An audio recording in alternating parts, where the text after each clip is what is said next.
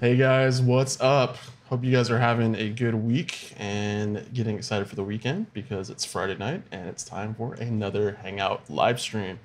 So, for the past few weeks, things have been changing a little bit around here. We've been doing some live streams once a week instead of 3 times a week. And that's because I've been working a lot more behind the scenes to get things ready for the other YouTube channel that I'm launching for the Orange Guild. So if you've been here wondering, kind of what's been going on, where's the Blender stuff, why is he talking about ZBrush and stuff like that, don't worry. It's just because I'm trying to separate the channels a little bit to keep things a little bit more easy and organized and branded for the Orange Guild so that everybody that wants to come here for that can kind of transition over to that channel and start watching a little bit shorter tutorials and things like that if you're not into the live stream thing.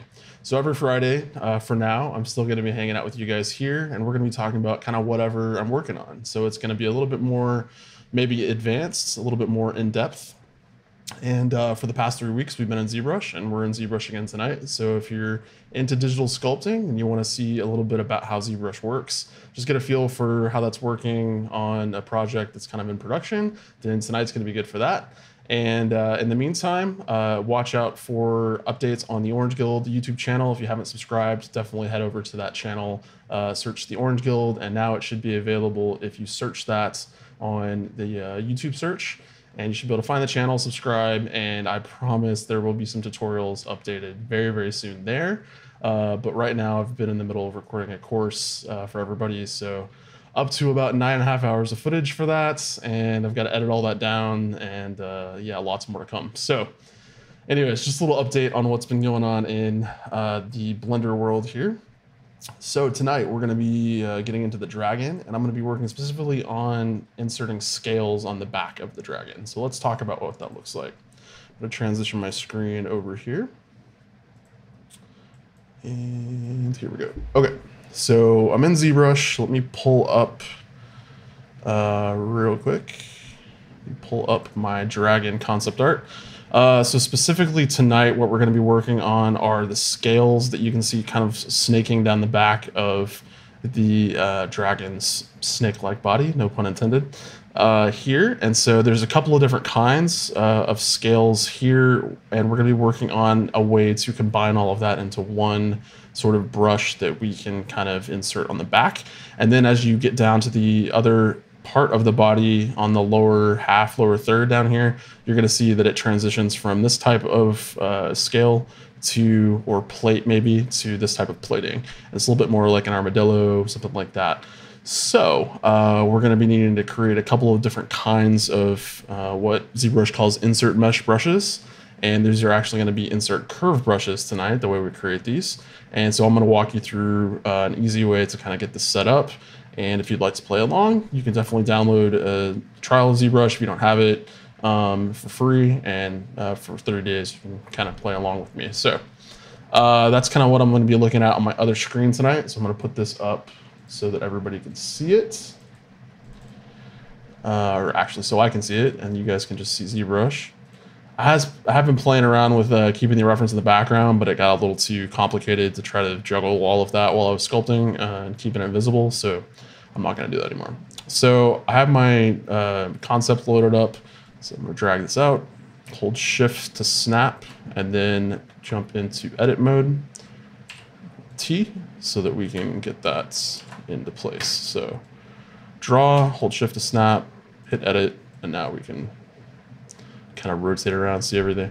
So the only thing I've really changed is the last stream, and those are all available, by the way, if you want to go back and watch those. There's 2 or 3 streams right now on the Dragon showing the entire process of how I built it from the ground up.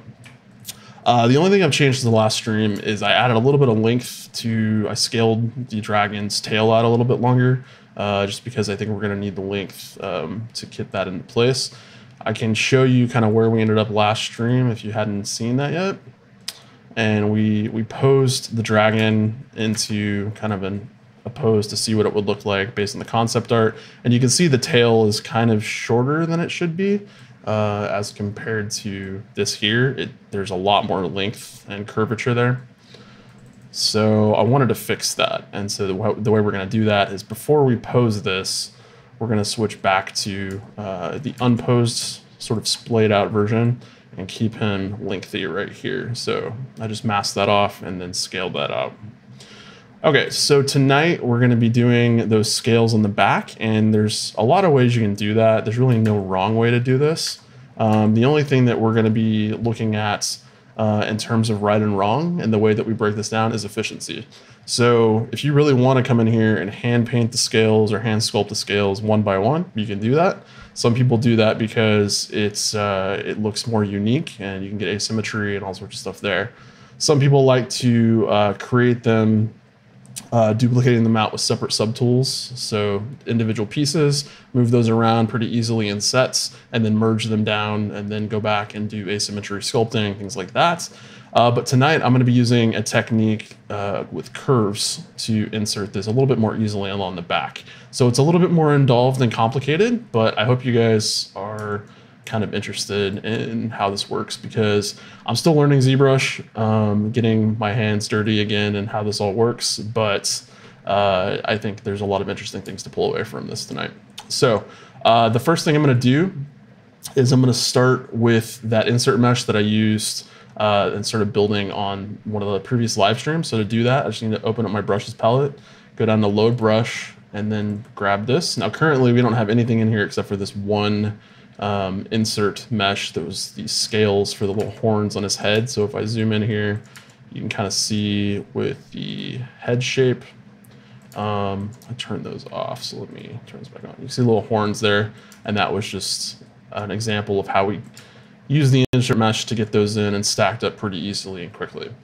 So what we're going to do is use the same basic technique, but we're going to add curves to that. So I'm going to switch over to this model here for the tool that I used to create that.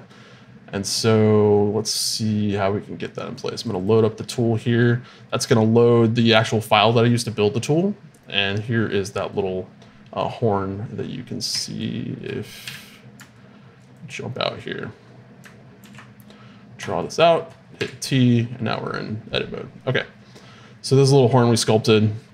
And obviously the thing we're going to be using tonight is going to be a little bit more involved. So we're going to be looking at the reference and trying to recreate the way that we need to get the base mesh in place, and then we'll do the high res detail on top of that.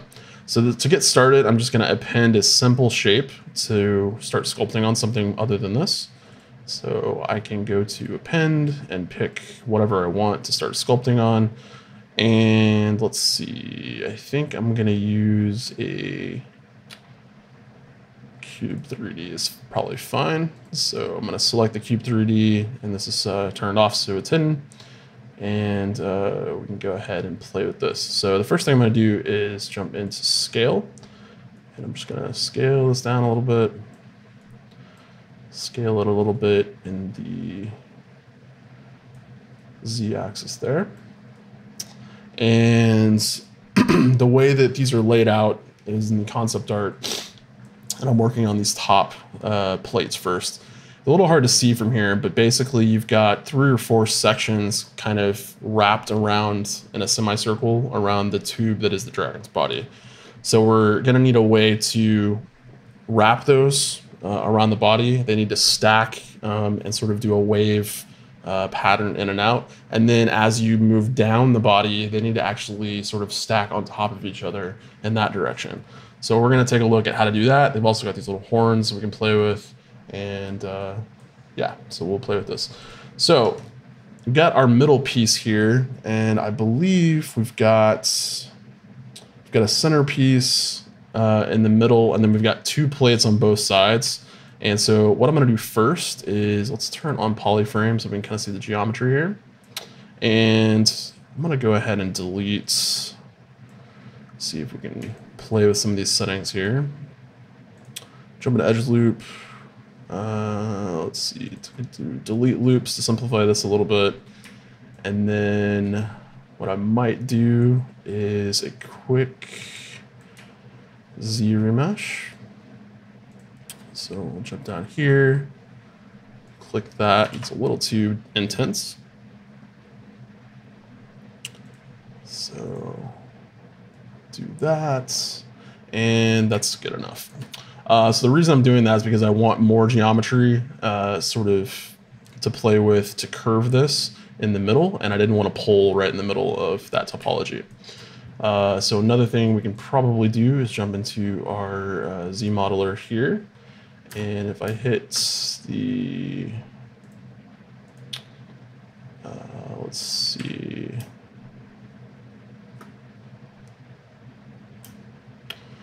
we want to insert an edge loop. So yeah, single edge loop is what we want. So I'm going to place one right down the middle, just like that. And that's going to give me kind of symmetry there. And just to be sure that we're definitely right down the middle of that, I'm going to jump over to our geometry tab, and I'm going to do a, want to go to modify topology, and then we're going to do mirror and weld. So you can see we've got a little bit off there with the way that that's working. So I'm going to fix that. I'm going to hover over one of these edges, and I'm going to hold Alt to delete that, Alt to delete that, and the one in the center should be right down the middle. And you can check that again if you want to do a mirror and weld, but there we go. Okay, so now what I can do is I can jump back into my brushes here, and I might use a move brush. So let's type in M, and then we can jump over to move. Snap this to the side view here. Make my brush size a lot bigger, and then we can start in the middle and just kind of pull this up here. And I'm gonna use, let's try Y symmetry as well and see if we can get that working. Okay, so I don't want Y symmetry, I want Z symmetry, and I gotta remember, it's tough when you're using multiple programs and they have different coordinate systems. So one of the problems with ZBrush and all the other commercial apps is that they use a different coordinate system. So up in ZBrush is actually Y, and up in Blender is actually Z. So you have to remember that kind of stuff as you're playing with different kinds of softwares. They call different axes different things. Okay, so we'll play with that a little bit. We've got X symmetry and Y symmetry turned on, just to ensure that we're not going to get any weird bending happening. I'm going to turn perspective off, so it's a little easier to see what's going on here. And if we want to make a big change, like kind of rotate this whole thing, what we can do is go down to our let's see, deformation tab. And we can make big changes here. So if we want to rotate the whole thing, we can pick an axis just by left clicking under here. So we might want to pick the X axis and uncheck the Z axis. And then when we rotate, it's going to rotate the whole object. So this is how we're going to start getting the angle dialed in for the whole subtool so that we can start stacking these down the length of our dragon. So I'm going to undo that for right now, just because we don't really know what that's going to do yet. And rather than insert tons of these plates that we have to custom move around and all that right now, what might be a better, easier thing to do is just to scale this and then try to sculpt in our plates on top of one base mesh. So let's go ahead and try that. We're going to go down to size, and under the X only, we're going to scale this whole thing out.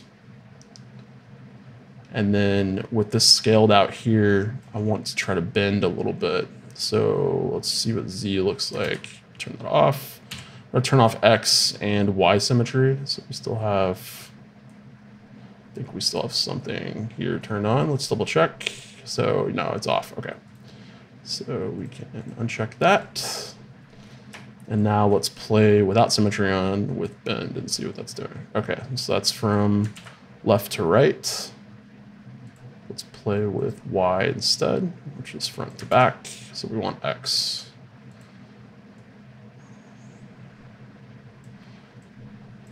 Okay, so it looks like I'm under the wrong type of bend here. Try this. Actually, I may need to have two of these checked. Not really sure. Maybe symmetry turned on is a good idea. Okay, not really working the way I want, but that's okay. And you can get in here and play with a lot of these to kind of play with how this looks. This is kind of cool. It's bending this in a sort of asymmetrical way, front to back. So that's kind of fun. And to give you guys an idea, like I used ZBrush maybe 10 years ago to sculpt a lot of stuff, but a lot has changed in 10 years. So I've been taking Michael Pavlovich's online courses to kind of pick up where I left off and learn all the ins and outs, and it's been really, really helpful. So if you guys are looking for an intro to ZBrush course on Gumroad or whatever, you can go check that out and search Michael Pavlovich. He's a great instructor. So it's been great kind of getting in here and kind of checking all this out, but there's a lot of fun things in ZBrush that are cool to play with. Okay, so taper might actually be something we can use here to our advantage. And I was hoping we can get something that would wrap this a little bit easier around like a spherical shape. But I think we're gonna have to play a little bit more with the manual positioning to kind of get that in place.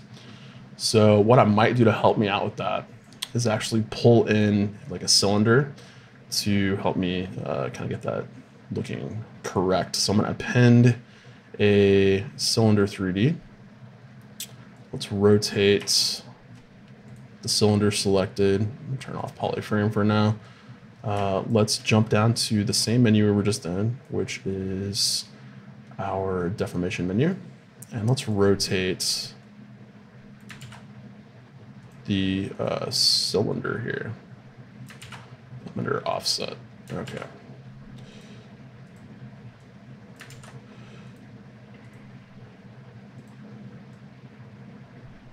Okay, so we're going to rotate that, type in an actual value of 90 degrees, and there we go.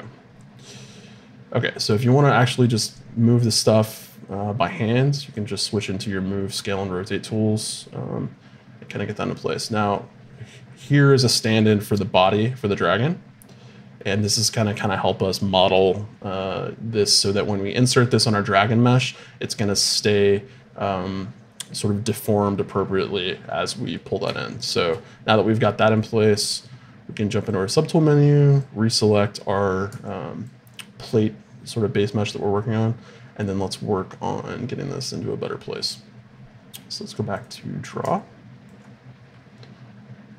Under our move brush here, I'm gonna scale our size way up again, and then let's pull this whole thing down. So I have to go really big.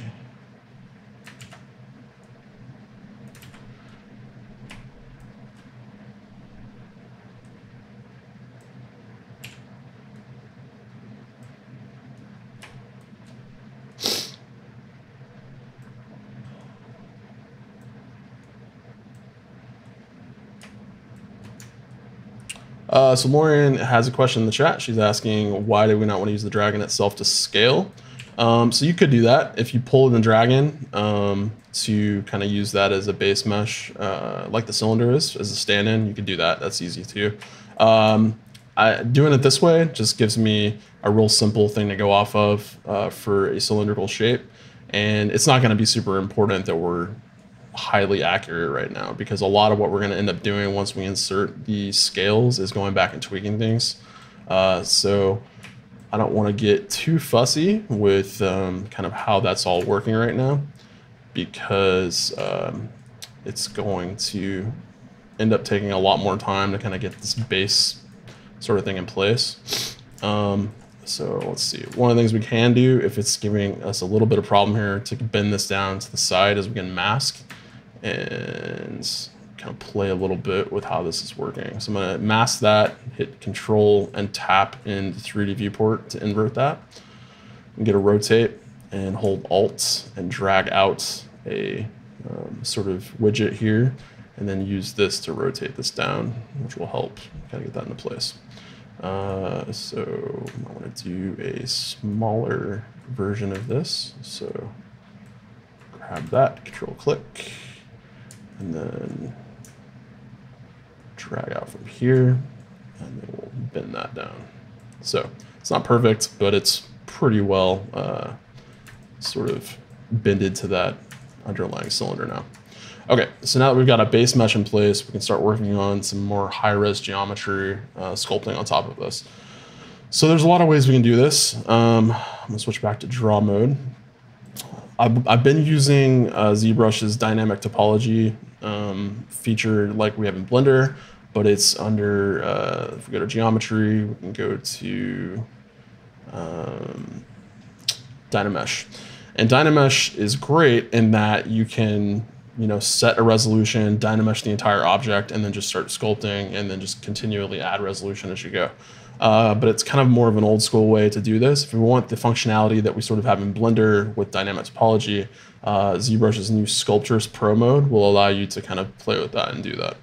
So if we jump into the subtool here, activate Sculptures Pro mode, and not sure what we would need to do that. We have to make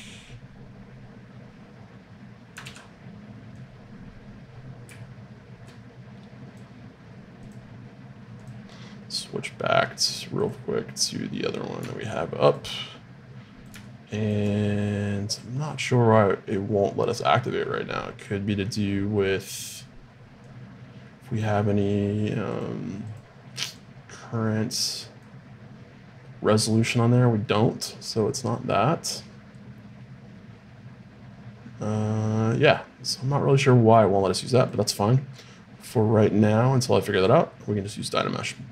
So if we look at our polyframe, you can see how low res this is. And so what I'm gonna do, just in case we wanna go back, at a quick way to make sure that we have a duplicate here, is just to duplicate the subtool. I'm gonna turn this one off, and then we're gonna sculpt on this one.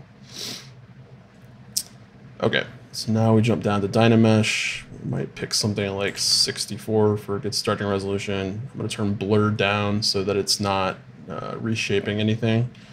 And project is off as well. And so we'll hit Dynamesh, and then you can see it just added a bunch of topology there.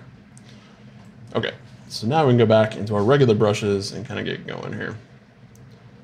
So clay buildup is one of the ones I use a lot. Turn our polyframe off and kind of get going. Okay, so one of the things I kind of forgot to do before we got in here and started playing was, I think I want this to go down a little further. So before we subdivide, I'm sorry about that. I'm gonna grab our subtool here. And I want this to go down probably about halfway instead on the cylinder so that it kind of wraps halfway down the body of our dragon. And so we need a little bit more finagling here. So let's go to our deformation tab. Scale this a little bit more.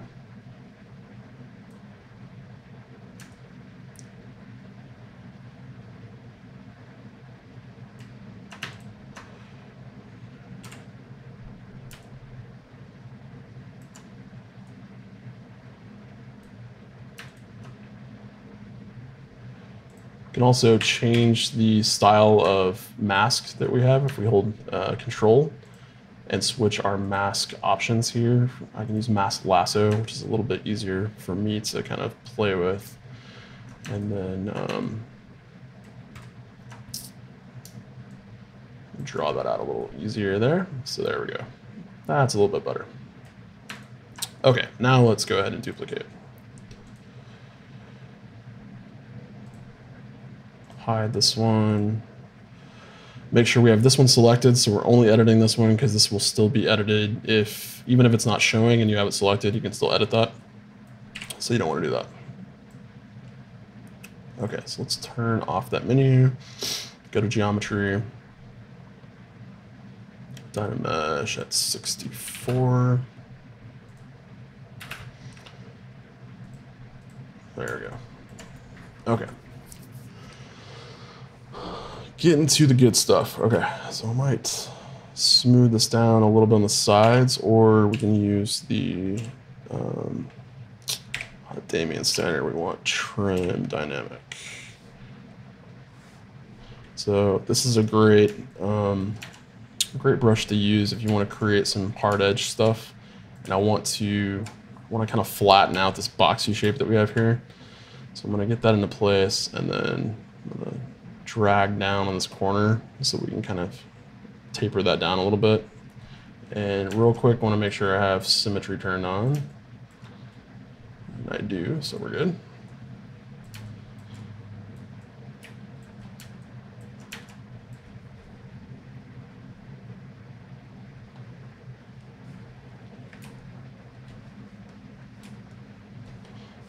Okay, even that up a little bit on that side. And while we're in side view, let's go ahead and grab our move tool. Scale this up again. I'm just going to quickly make an adjustment here so that we're kind of a little bit more evened out there.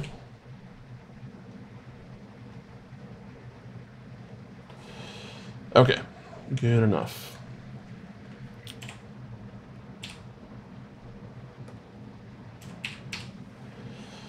Scale our size down here a little bit. I'm going to start from the middle, just kind of go down, do the same thing on the front edge here. And this whole time, of course, I want to keep in mind what the use of this insert mesh brush is, which is to make our lives easier. So if we spend a lot of time refining this shape right now and we get it looking really, really well, as long as we've made sure that we can plan ahead and use this for our curve mesh brushes, the way we insert that on the dragon body, it's going to save us a lot of time. So you can imagine having to sculpt each one of these plates, and it's a set of plates actually going down every section of the back. Doing that by hand would take tons of time. And so I'd rather do this in an automated way and then go back and kind of make small adjustments to each one, because we get the same result and it's a lot faster and, you know, a lot smarter way of working.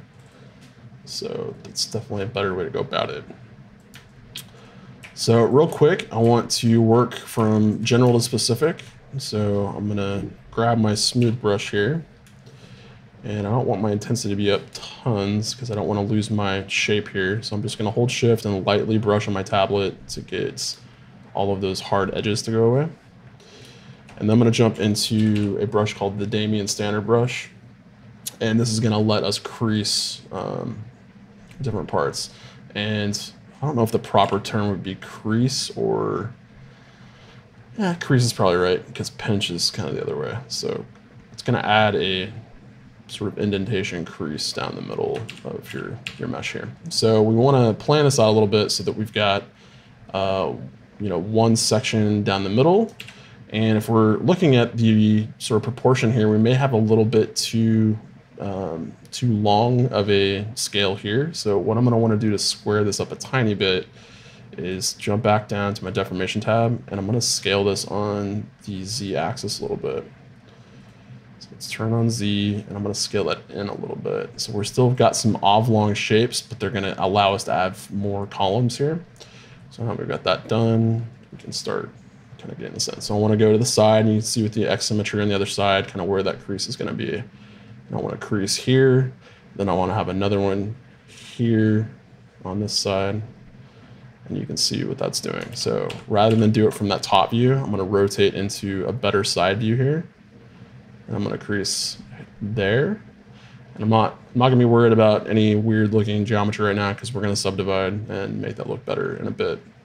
But with that, we've already got 3 in the middle and then 1 on each side. So you may want to spread this out a bit more. So I'm going to shoot for 2 big creases that are evenly spaced on both sides to give us 5 scales total from edge to edge. Okay, so that's just kind of the basic blocking of where those scales are going to go. So now I'm going to be looking more at my concept to see how these individually need to look. I'm going to go back to another brush called Flatten and scale this up a little bit. And I want to take the center of each of these and I want to kind of flatten it out. You can think of these more like crocodile scales. And just want to kind of give a little bit of definition in the way that these are curved. So I'm going to pull those in a little bit. the horns that are coming out of the edges of these, they've got a little bit of a lip. So if we go to maybe the standard brush here and play with that, so draw the size down. And there's not a lot of differentiation in the way that these are formed edge to edge. The basic idea is that they're going to get a little, details are going to start big in the middle, get a little bit smaller on the outside. So if the horn is coming out of here, we're going to want a little bit of a lip there for that to come out. Put another one here. And again, I'm not going to worry about the size being perfect, but I just want to get general positioning in place there.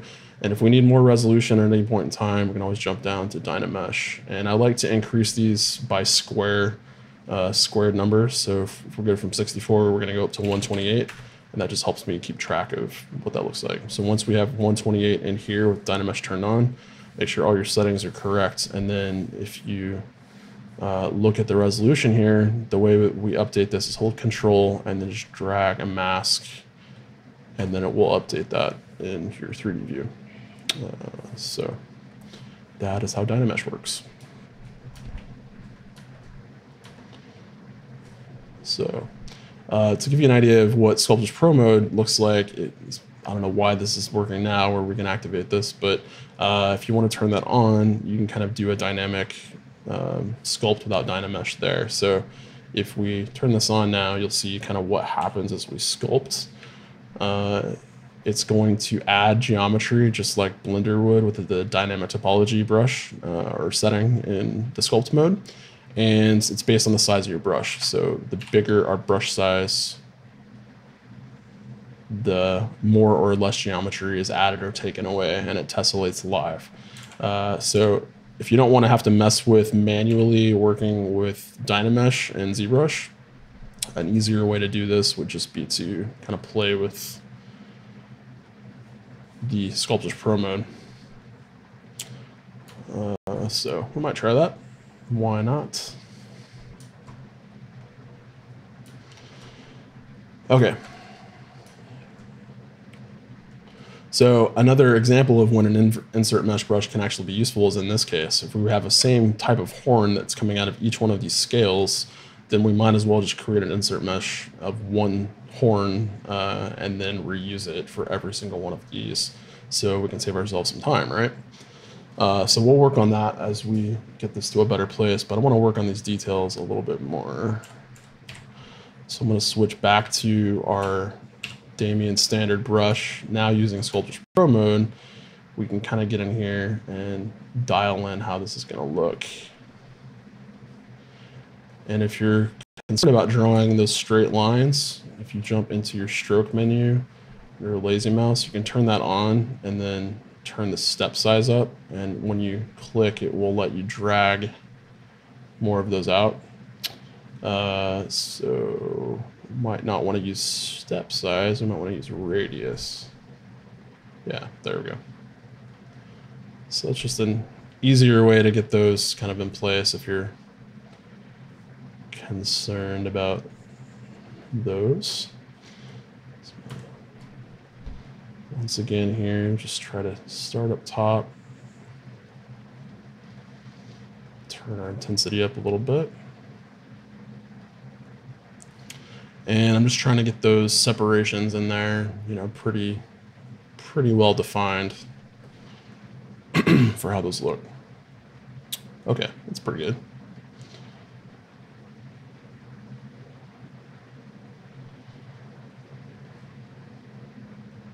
If we want to, we can hide this really quickly and jump to the other side and pull that stroke all the way through, which is going to be a little bit more realistic in terms of the way that looks. So because I can't see the other side right now, make this a little easier by turning on transparency. And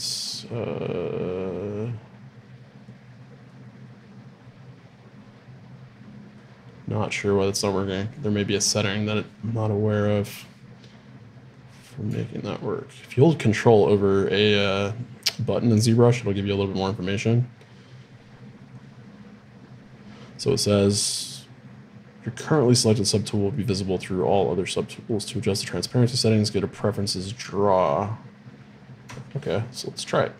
Go to draw.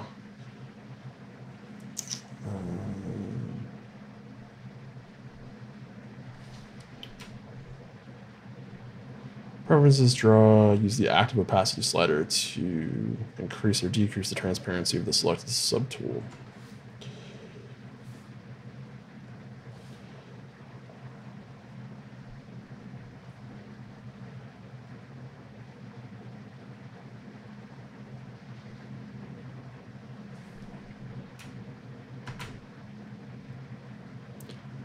Active opacity slider.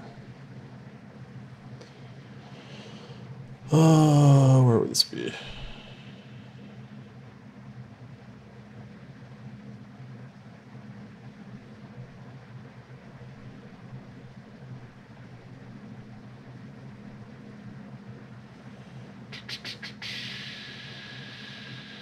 Still not seeing it. Am I crazy, guys? Can you see the active opacity slider in here somewhere?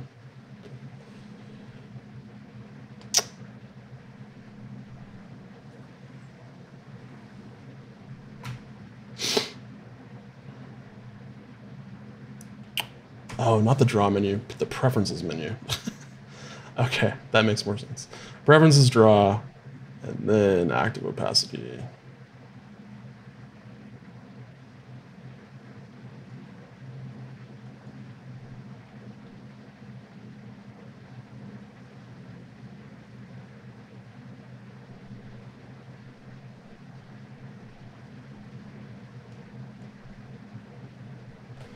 Weird.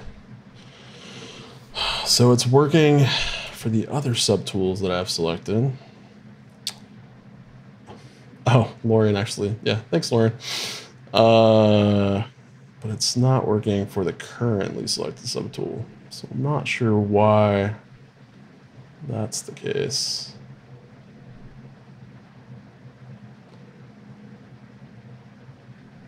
Okay, maybe that'll work. No, it's not going to work while I have only one subtool showing. Okay, whatever, that's fine. So be a little bit more careful here. Start from the top. Pull this down.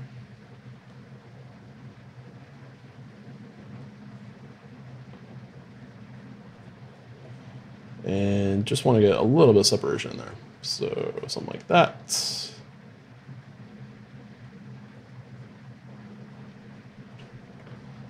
Okay, good enough.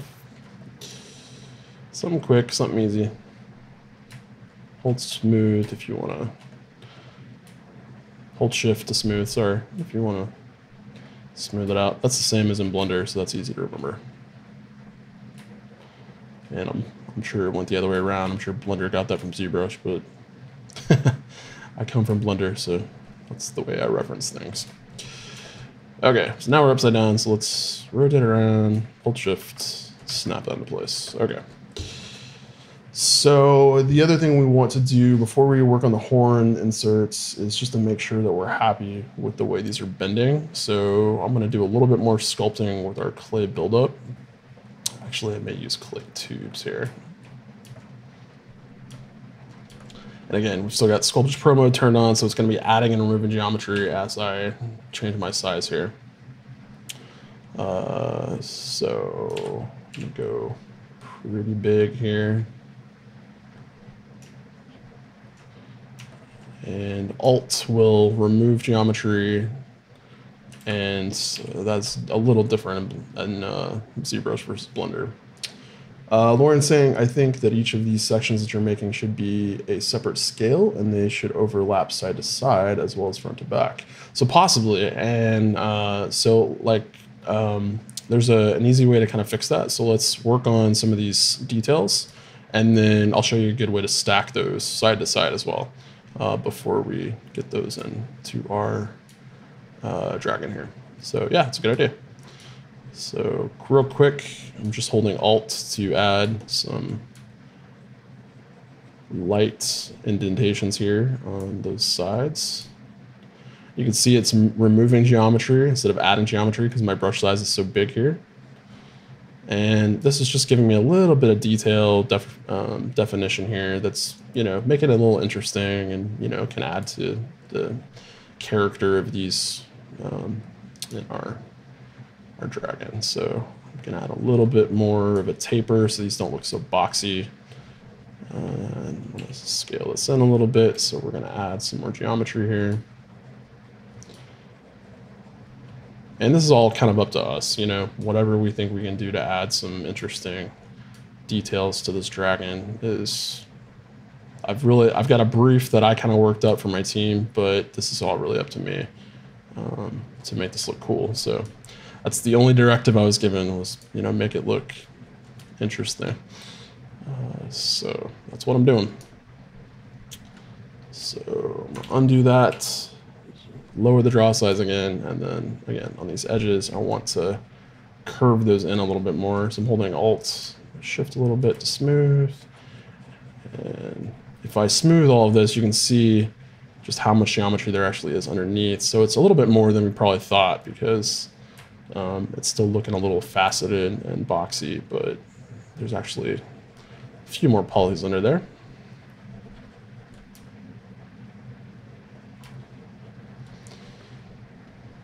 Okay, so if we're losing some of these creases, we can go back into our Damien standard brush. And once again, just pull those in.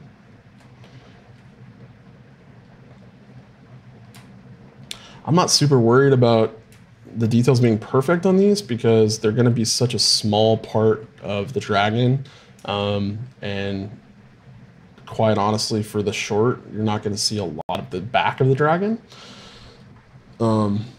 You also have to remember too, what's the end application, because we're doing this for VFX for short film. So everything's going to get motion blurred. Everything's going to be moving. And with that in mind,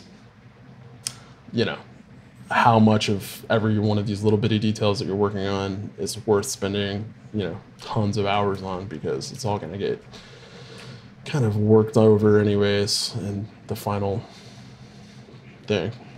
So if you're in the middle of working with lazy mouse and you get sick of it, you can turn it off by hitting L on the keyboard, and that will switch you back into regular sculpt mode without lazy mouse.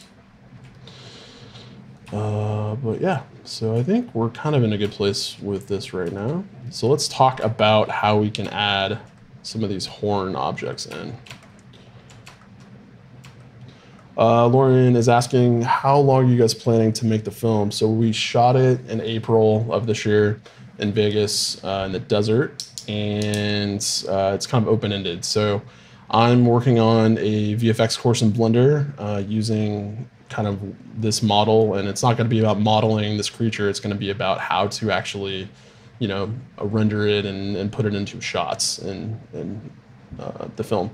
So all that said, it's kind of up to me. We're going to be working on a lot of courses in between now and then, so it will probably be next year before we see any actual, teasers, trailers, any of that kind of stuff, because I've got to finish the dragon and get it looking really, really good before we can start using it in test shots to see how things are going. So yeah, ball's kind of in my court right now, but it's just for us. It's not for a client, and we're doing this for showing off and putting stuff on our reel and all that fun stuff. So it's not going to be super stressful like it is during production a lot of times.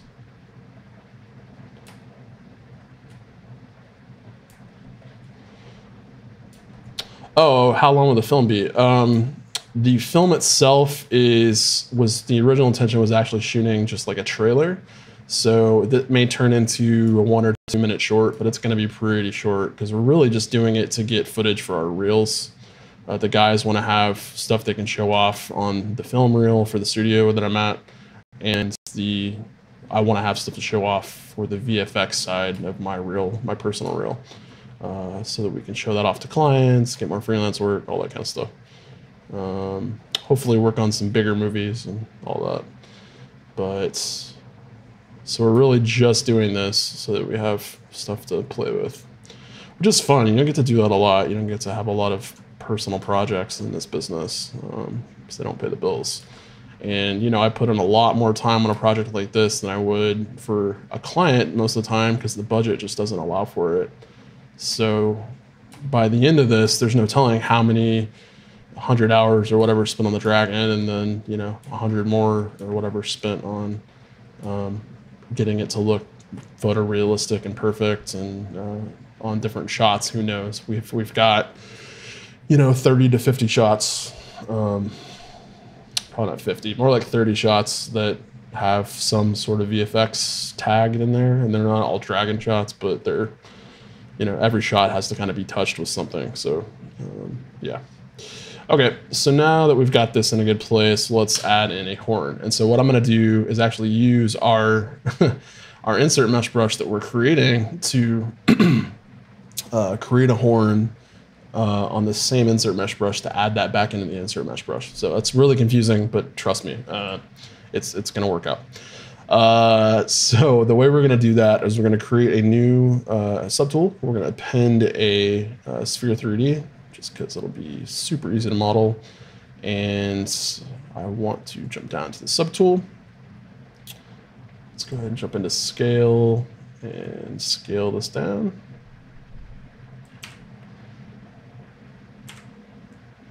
Rotate this up. And I'm going to move this down.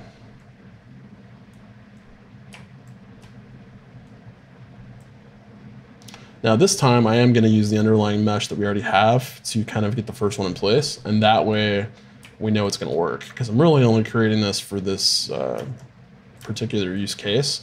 But because we're going to be adding it to our custom brush here that we're making, it's going to be able to be reused on any area of the dragon, which will probably come in handy as we get in here. So now that I've got this kind of located where it needs to be, drop this in a little further, just like that.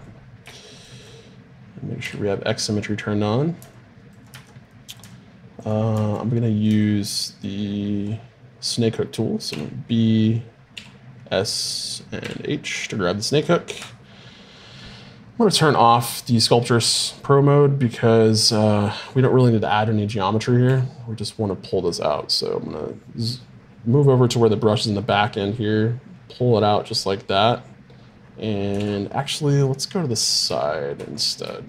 So I'm going to go over here, and I want this to actually be more kind of like this. So I'm going to be adding a little bit of a taper here, squash this down a little bit, pull this in a little bit here, hold shift and kind of smooth as we need to. And snake hook is a little bit more fluid than grab. In fact, it's a lot more fluid. You can do a lot more with snake hook. If we turn Sculptors Pro mode back on and make our size pretty small, you can get insane movement with the snake hook tool. But I don't need to do that right now. So we're going to be making small sort of adjustments here. So we get our horn sort of shaped the way we need it to be. Go back with a smooth there. Let's switch into our flatten brush. Kind of give ourselves a little bit of a horn shape there.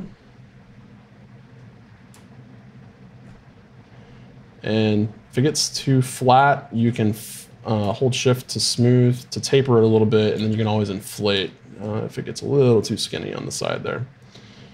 So once again, flatten down into the mesh a little bit there so that it feels like it's kind of coming out of our model. And I think we're gonna want to probably move this back a little bit. Okay, so I accidentally kind of went out of edit mode, and then now it's just like drawing stuff on the canvas. So I'm gonna hit Control-N to clear everything. I haven't lost anything, it's just that it cleared the canvas. All I need to do is make sure I'm in draw mode, left click and drag out a new version, hold shift to snap so that it's there, and then just jump into edit mode again. So we're right back where we were, but you have to make sure that you're always in edit mode and just switching between these. If you accidentally hit Q to switch out and then start messing with the canvas, it's always gonna overwrite kind of what that looks like. So definitely don't do that. Let's jump into our move tool. We're just going to pull this up a little bit to fill in this area.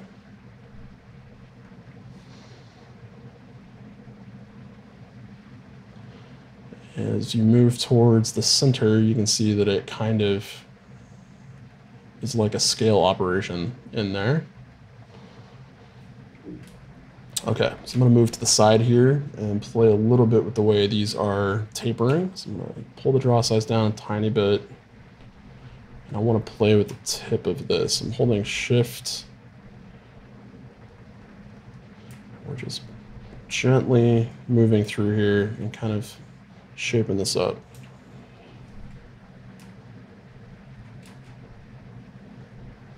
The bigger size you make your move brush, the easier it will be to move bigger sets of geometry around. So if it's too small, you're going to get really tiny increments and it's not really going to work out for you.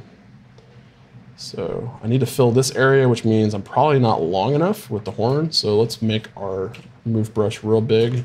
Zoom out a little bit and then grab the end of this here and just pull it out like that. Now I want it to be angled a little bit upward, so that way we're kind of not going to get in the way of the plates as they stack down the body. So keep that in mind. You can do a little bit of a curve here if you want, but don't get too ambitious with making that straight out to the side. Okay, now we're just going to make some small surface adjustments. So I'm going to go back to the flatten tool, scale down, and on the underside here, I want to kind of flatten this out. We're getting a little bit of elongated stretching because we didn't dynamically subdivide this or anything as we were sculpting, but I'm not super worried about that because this is a very small feature. We're not going to add tons of surface details at this stage just because we don't need to. And so I'm only really concerned about the overall shape of this right now. Doing very light flattening operations to give us some detail there. Kind of see what that's doing. Go back to the clay buildup brush, hold Alt, kind of sculpt in on this, pull this back in. Go down the center, pull this up a little bit, and now we've got a little bit more character on mesh here. So yeah, that's probably plenty. So now that we've got this in here as a separate subtool, we can just add this back into this current brush that we're working on, and we'll be able to select this over here instead. So real quick, before I do that, I want to give it a tiny bit of smoothing. So I'm gonna hold S to switch over to or hold shift to switch over to my smooth brush. Maybe pull down the Z intensity a little bit so that it's not so intense. And then I'm lightly gonna go across and just take out a little bit of those bumps and ridges. And I'm not trying to get rid of all the shape, I'm just trying to make sure that's not, too intense. So if we want to, really quickly, we can add a little bit of, surface detail and whatever, but we don't want to get too crazy right now because there's a lot left to do on this dragon. So, okay, that's probably good. Something like that. So all we need to do to add this back into our current dragon brush, if you look down at the bottom of our brushes menu, you can see that I've got the dragon brush down here. And this currently doesn't have any of these other extra things that we've got in it because I haven't saved any of that. So the first thing I want to do is I want to save this as a Z tool, and I want to overwrite the dragon brush here. Now this is not the actual dragon brush. This is just a regular ZBrush file, Z tool, like all the other dragon versions we've been saving. So I'm going to overwrite this just in case we lose something, because ZBrush has a tendency to crash when you do fancy stuff. And now that we've got that there, we can jump down to our brush palette. For our dragon, we can say create insert mesh, and we've got our horn selected over here, which is important. And it's going to ask us, do you want to append the active mesh to an existing brush or create a new brush? And I'm going to append this to the brush. Now, it's important that I have the brush selected that I want to use. I don't want to use Damien Standard. So I'm going to click off here, hit escape, switch to my dragon brush, which you can see only has the horn in it.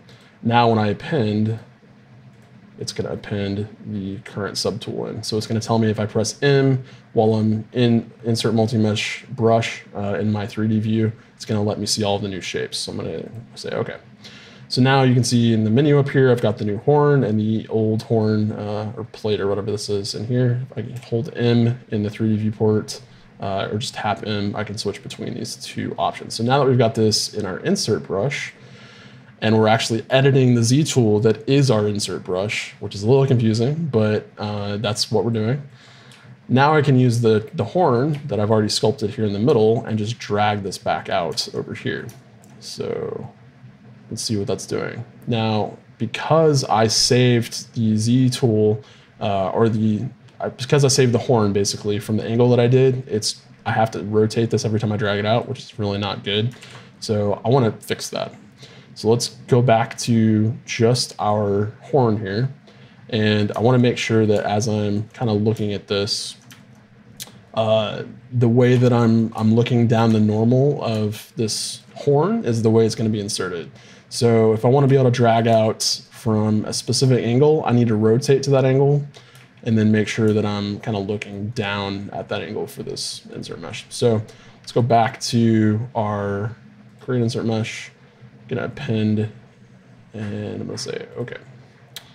So it's gonna say it's a new type of brush, but you can see the difference. This one's sideways, this one's up and down, and that is gonna let us draw this on here differently. So if I were to drag this out now, you can see that it's gonna kind of insert it on the surface of our model here, and it's gonna kind of already conform to the way this needs to look. It's still going to need to be kind of moved in position, but it's going to be a lot faster than trying to sculpt this all over again from scratch. So I'm going to rotate into sort of a side view here of where this is sort of flat on with the angle of this. Drag this out to where it's about the right size. It's going to put that in there for me. And it needs to be a little smaller than this one, so I want to make sure I'm paying attention to that. So I'm going to start here, drag out, make sure it's a tiny bit smaller, and then, okay. So now I can go to move, and we can just move this one into place. Pull that down into the mesh. And just like that, we've already got our horn inserted where we need it. Okay. So other than a little bit of finagling to make sure this is kind of sitting in here appropriately, and we'll go back and fix, you know, the sides of these scales to match the horn placement, but basically the horn is in the right place now. And we can go, all right, control drag to clear the mask. That is now part of this. It's not a subtool.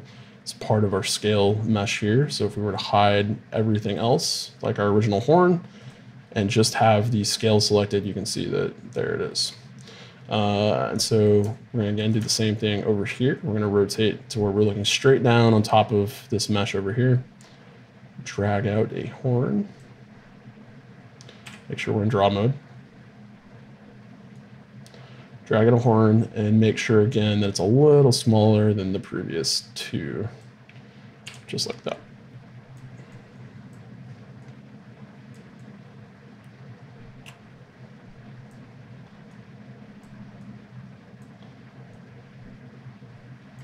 Okay, something like that. And again, we'll fix the edges. So grab our horn here. Now I'm not going to merge this in because we want to keep everything separate since this is our actual Z tool for our brush that we're creating. So any of these pieces that we might want to use later as a separate piece, I don't want to merge. So I'm going to keep this original horn here, which means let's go ahead and just draw another one right in the middle here. Hold Control, clear the mask, hit Q to go back into draw mode, and I'm going to turn off X symmetry. So we're just drawing down the middle here. And I'm going to drag a horn down the middle. It's going to be the biggest one we have. Hold Shift if I want to snap or anything like that, but I actually don't want to do that. So drag straight down the middle, make it fairly big like that, and then let's reposition this. Okay, so want to make sure I kind of line this one up so it's center. I'm not going to do a mirror and weld to, you know, perfect this or whatever, because again, it looks pretty good to me and, you know, no one's going to notice. It's not really going to affect anything that we're sculpting on, but that's kind of what you'd want to do here, is make sure that's perfect. Okay, so there we go. We've got all of our little horns in place. If we need to scale one down, we can go ahead and hold Alt and then click where we want to start manipulating, drag out a manipulator here, and we might say, all right, well, I want this to be a little smaller, so we'll scale this in a little bit. So there we go.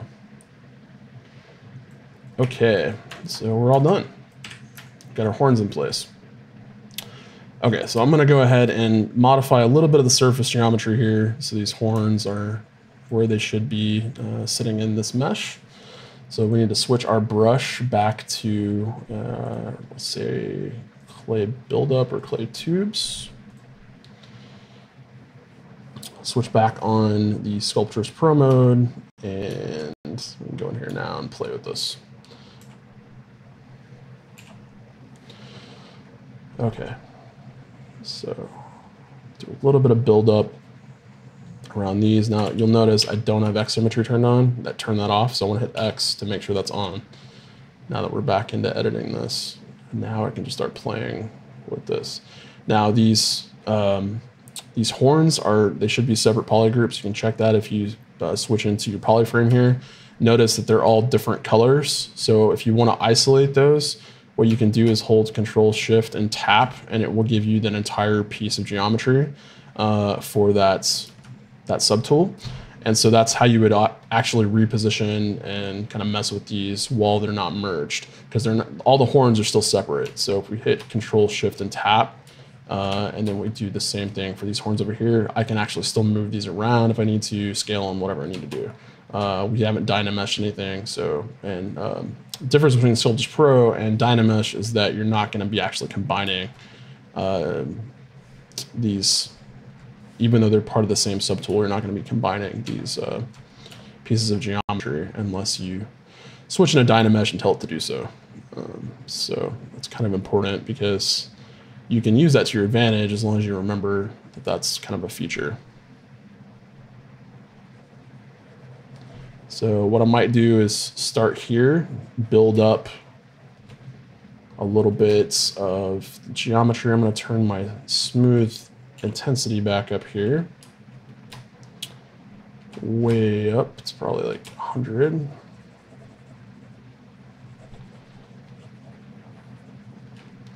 then we can kind of indicate that the horn is going underneath the skin, and it's got a little bit of, you know, the skin deforming underneath. If we add some height there, just like that. And we'll go back and just hold Shift to smooth and just kind of make sure that's all looking good. Okay, that's really all we need to do to indicate that horn is kind of sitting in there appropriately. You want to smooth the sides out so you don't have any really rigid you know, edges there, and there you go. That's all you need to do. I'm going to do the same thing over here. Zoom in a bit, turn this on, and we're going to have to do both sides this time because we're not, we're mirroring across the mesh, but the mesh is obviously drawing the same thing on the other side, so we're going to have to sculpt on both sides of the horn this time. So get that in, which is good. It's a good opportunity to add some asymmetry and, you know, make some interesting details and stuff like that. So go back, hold Shift to smooth.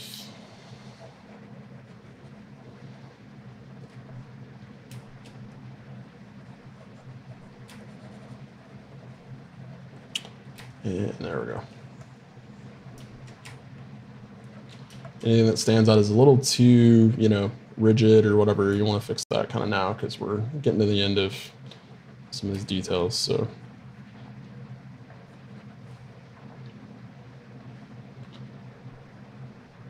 this will make it feel like it's actually in the skin rather than just kind of thrown in there.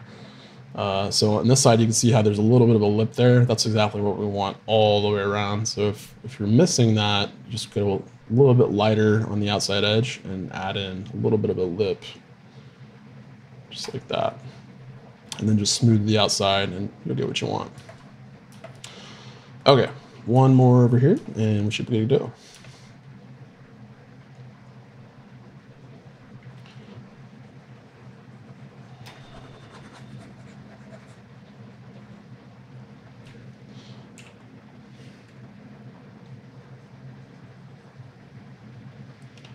So if you guys have any questions in the chat about kind of what's going on, what I'm working on, ZBrush questions, hopefully I can try to help a little bit. I'm kind of new to everything, but I'm learning as I go. And definitely like this a lot more than Blender for just basic sculpting to get some of those more advanced features, because there's so much more that I didn't realize ZBrush had going on for it, as far as how to place advanced sort of things into your mesh and save yourself time, and just stuff that Blender doesn't have yet, and hopefully will one day. But currently ZBrush still kind of got them beat on every sculpting front, because that's all ZBrush does. I still wouldn't really want to model in ZBrush. You can, but I'm way faster modeling in Blender, and I would challenge somebody who's even, a pro at ZBrush modeling to model against somebody who's really quick in Blender to try to match that speed, because I don't know if that's possible. I would be skeptical. Okay, so there we go. And once again, if you switch on your polyframe over here, which is basically just your underlying geometry, you can see what happens with Sculptors Pro mode turned on. It's dynamically adding and removing all of that geometry. So the smaller I've made my brush in here for these details, the smaller and the more polygons we have placed in that mesh, which is good. So Lorian says, I do not understand why ZBrush is calling the dragon's body elements that you are creating tools.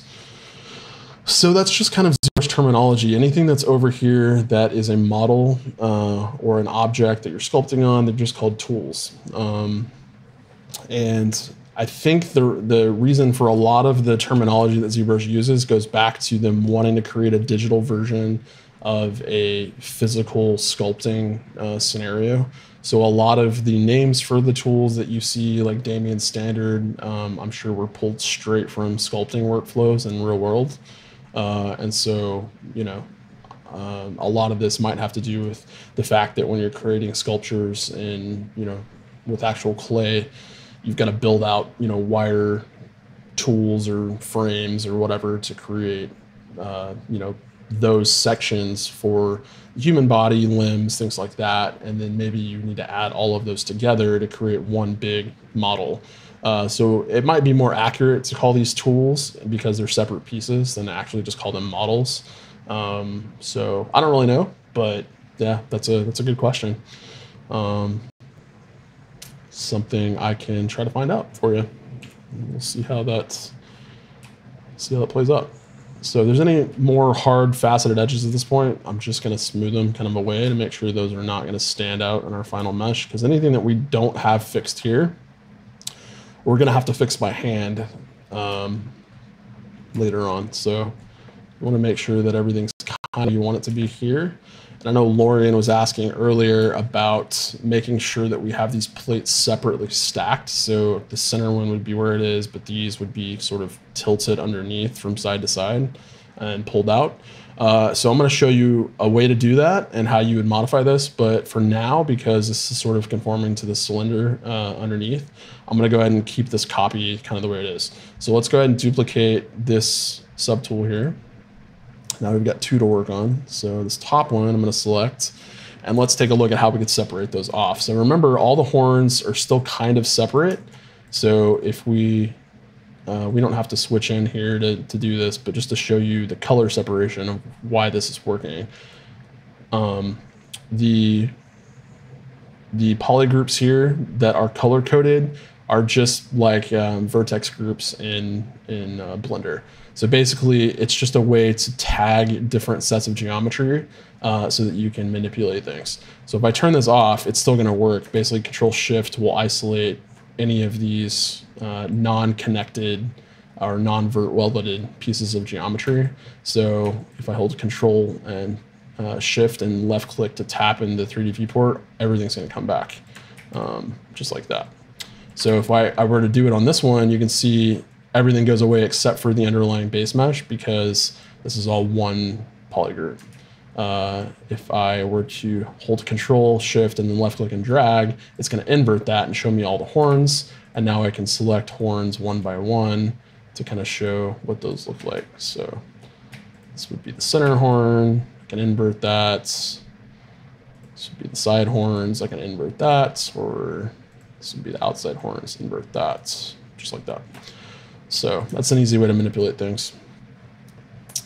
So now we can go ahead and play with separating things out. But before we get to that, Lauren's got a question. She says, does ZBrush have a way to reduce the unnecessary polygons? Yeah, there's lots of ways. So if you have Sculpting Pro mode turned on, this is a good way to do it while you're sculpting live. And I can show you a little bit easier if we turn this back on.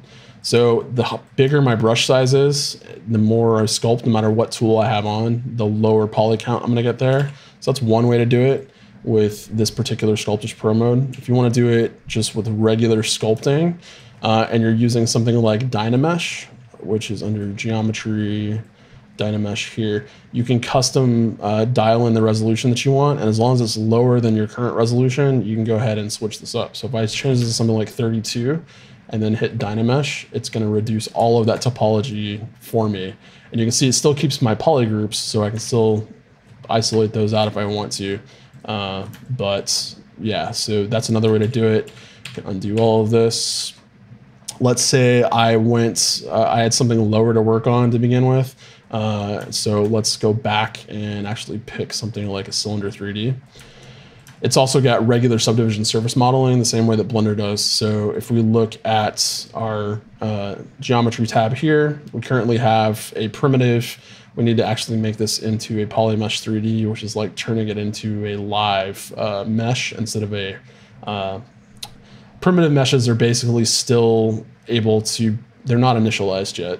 So you're able to kind of play with all the settings, you know, all this stuff down here. This is not deforming, it's actually just changing the resolution of it and all that stuff. So once you have all that dialed in, you actually want to change it into something where you can move all the polys around and play with all the geometry and sculpt on it. So you have to hit Make Polymesh 3D.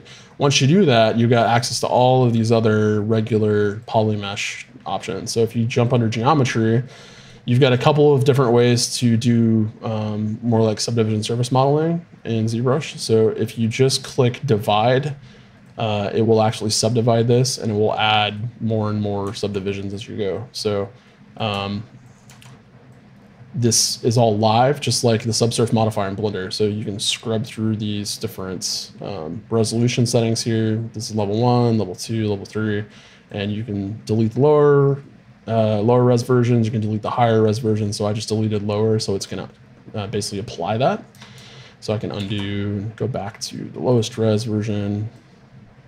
I can say delete higher, and that's gonna get rid of all the other higher res versions. Just like that. So delete higher would basically take me back to one level of subdivision there.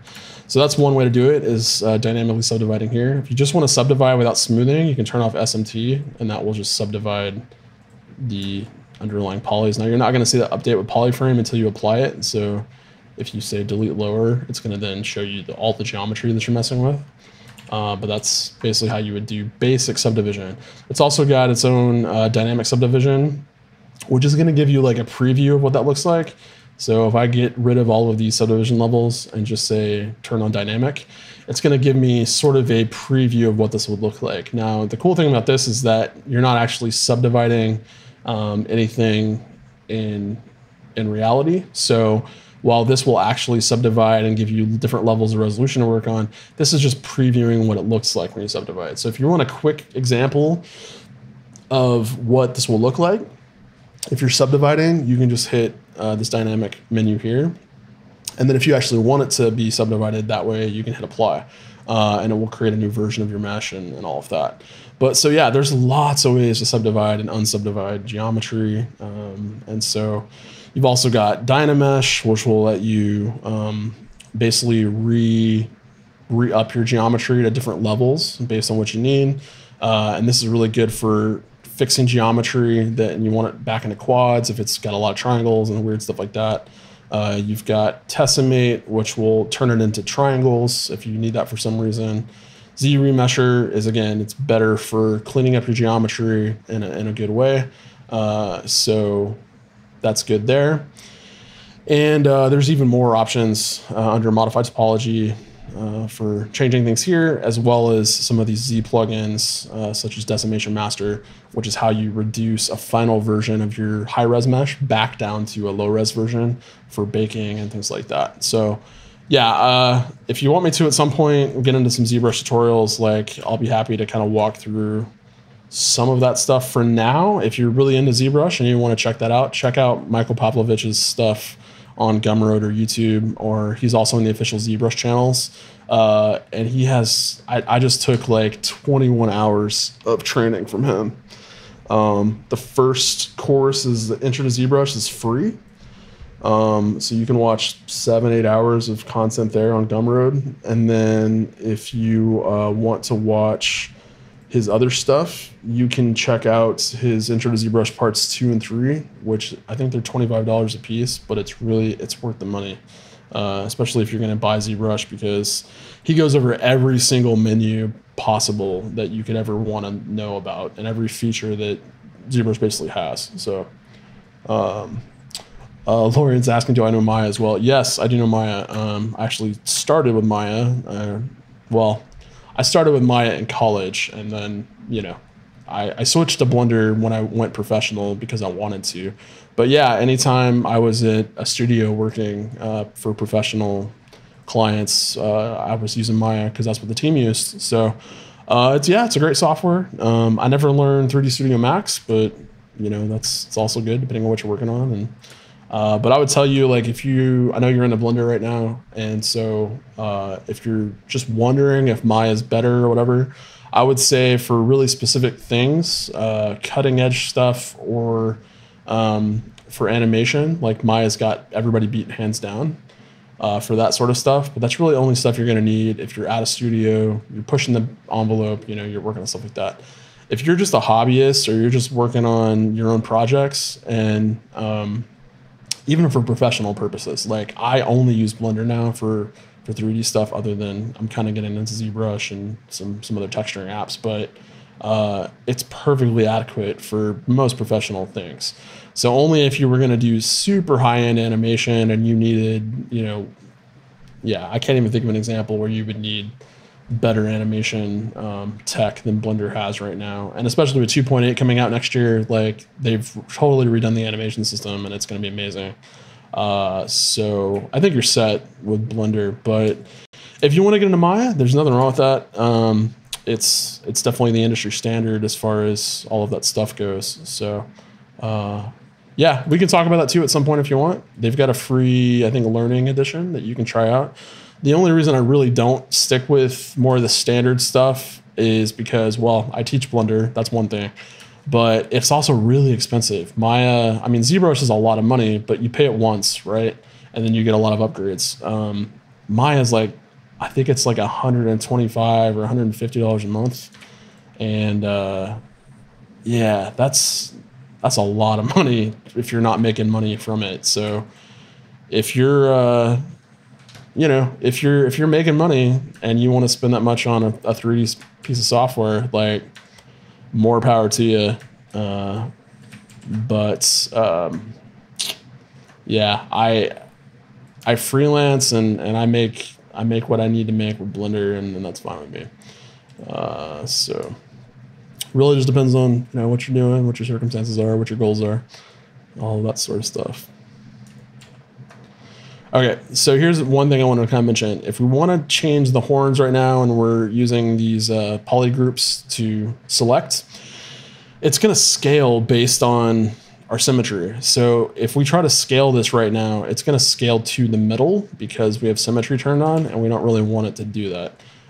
So what you need to do if you want to individually fix things, you need to isolate your mask so that it's not including both sides. So what I would want to do here is start dragging, hold Alt, and then get rid of that side. So we basically just have the right horn selected. And so we can kind of do that a little bit better if we look at our polygroups here. So I'm going to switch back into Q for draw mode. Control Shift to tap that mask. And then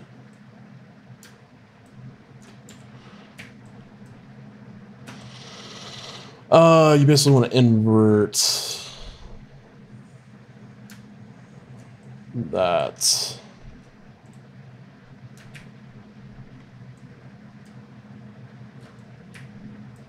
There's a way to do it. I'm not really sure what it is right now, but there's a way to do it. I'm just not remembering. Anyways, you'd have to isolate this, hide it, and then you'd be able to manipulate one at a time, and then you'd have to mirror over and do it that way. But anyways, I'm not going to mess with it right now because I think we're still okay. A quicker way to do this would be to use the Move tool if we're not happy with something.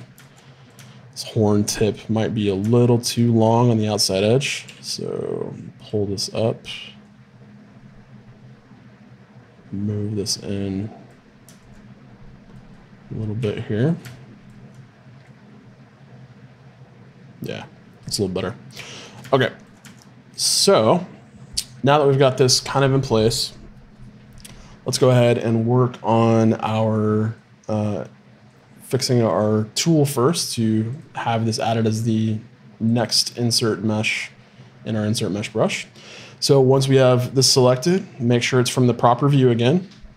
And you know, we'll have to play with this a little bit probably to get it to work. But for right now, I'm not going to tweak anything. I'm just going to leave it the way it is. I'll come back and I'll do the stacking like you were talking about, Lorian, before we get off the live stream tonight. But I want to kind of get the curve mesh brush thing in here to show you guys.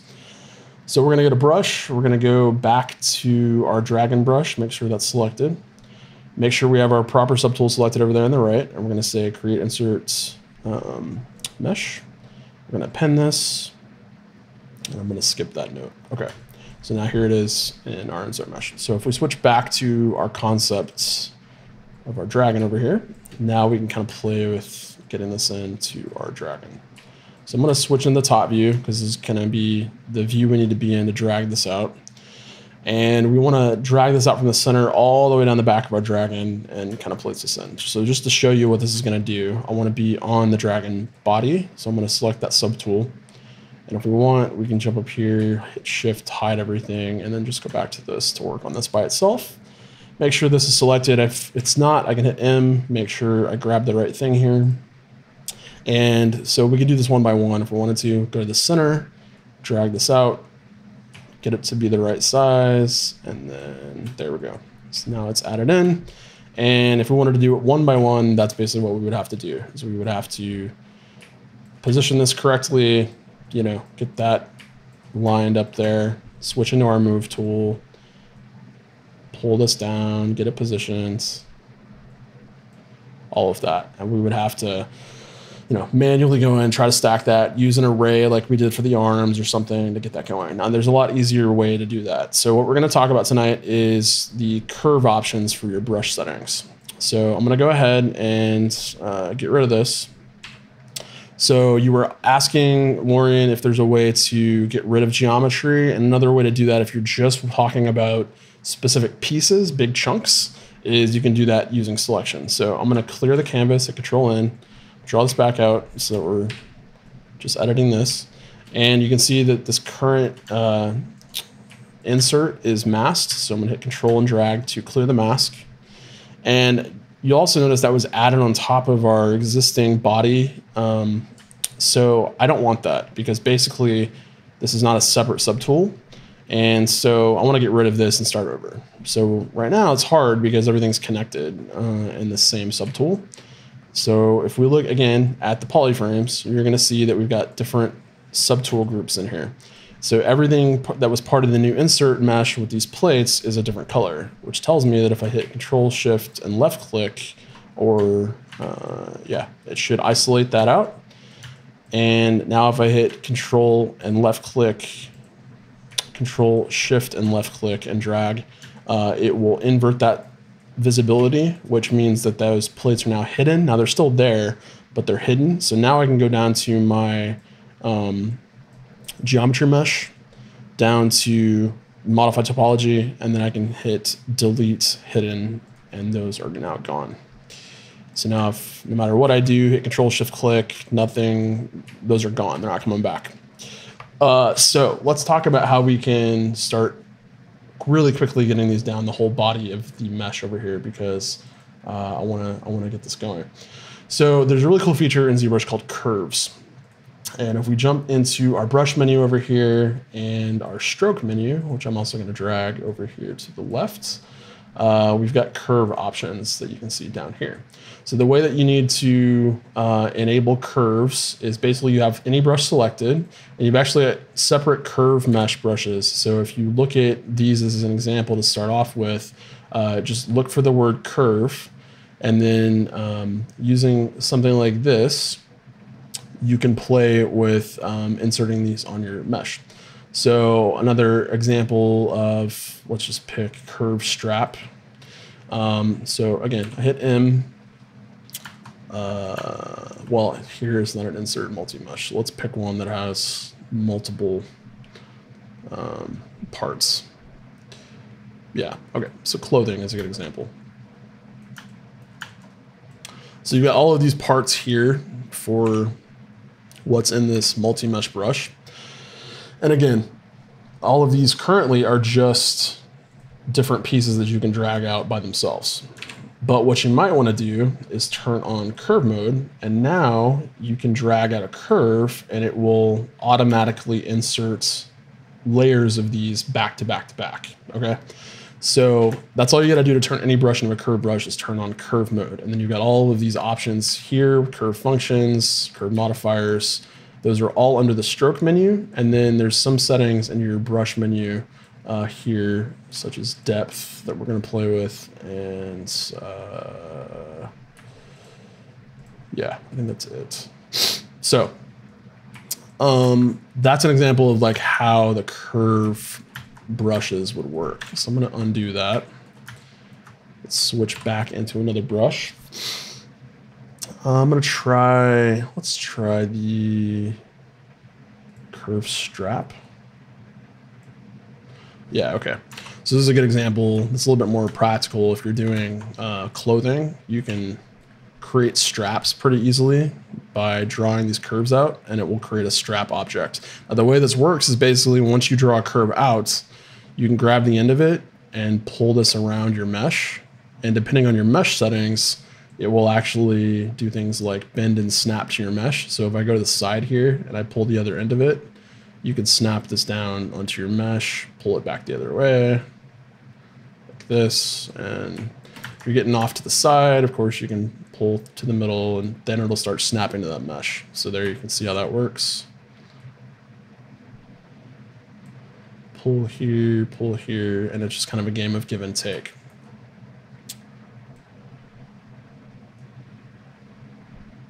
So there you go.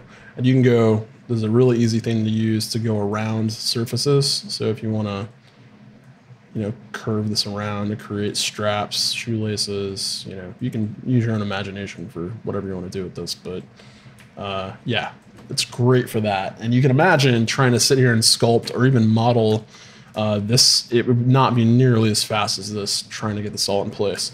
So this is the tech that we're going to use to get our dragon horns into place for tonight, and dragon plates into place. So let's go ahead and undo back. If you want to, you can drag this back until you're back to a good point here. Let's go back to our insert mesh, make sure we have the scales plate selected, and then we want to turn on curve mode. So let's just drag out, see what this does. We've currently got our, it's thinking right now because we have a lot of geometry. So let's talk about that. We want to talk about that you have in your insert mesh brushes, because if you're going to use something like curve, it's going to add a lot of points. So I'm gonna hide this. Yeah, we have 25 million points now to this object. So if I undo that, you can see we're only at we're less than 100. We're less than 1 million points at this point. But just by dragging out that insert multi-mesh brush for our curve, we jumped up to like 25 million. So we need to fix that. And what we're going to do is we're going to use decimation to help us fix that. So before we start messing with this, and I know we're running low on time, but let's jump back into our subtools over here, and let's just modify this. So I'm going to go ahead and duplicate this one again. Just so that we have a copy that's not touched, and this one is what we will decimate.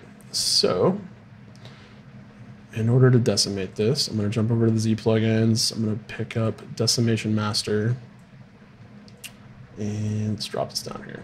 Okay. So Decimation Master is basically something that will let you lower the resolution of your current geo without hopefully losing detail on the surface. So the way we're going to work with this is basically we're going to aim to get the total points down to, I don't know, 10, 20,000 maybe, something low. So to do this, we're going to pre-process the current subtool. It's going to do a little bit of calculation on this just to get it into memory and get it in a good place, and then we can start playing with a number of polys we want to decimate this to.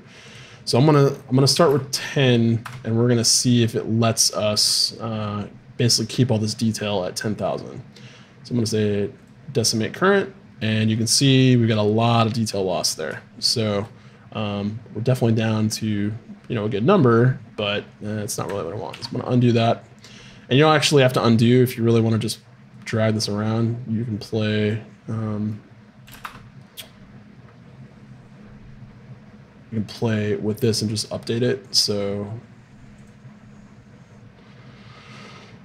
go up to 20K, decimate current, 35, decimate current, 75, decimate current.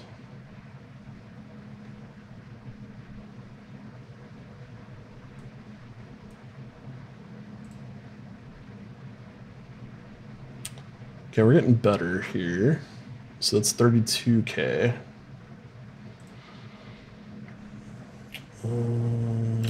Let's shoot for 20, maybe 15.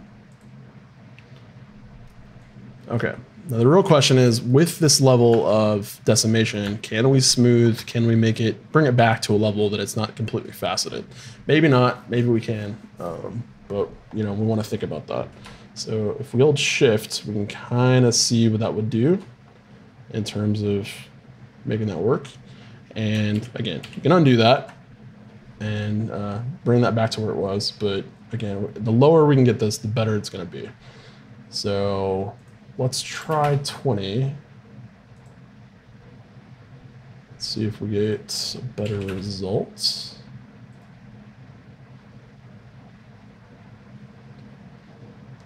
Okay, I think that's probably okay.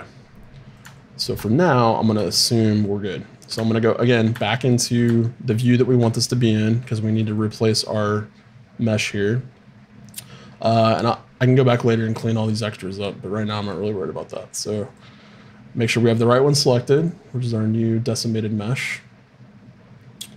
I don't even think we need to apply this or anything like that. I think we're good.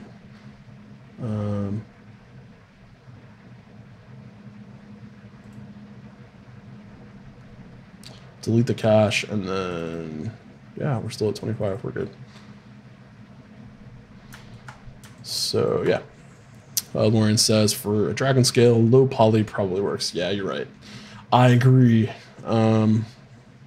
So let's just see what this looks like. If it gets too heavy again, we'll come back in here and do this again. But basically, we're going to create an insert mesh. We're going to pin this, and there it is. So this one's heavy, this one's light, and now we're good. Switch back to our dragon over here. So I'll select our concept 07.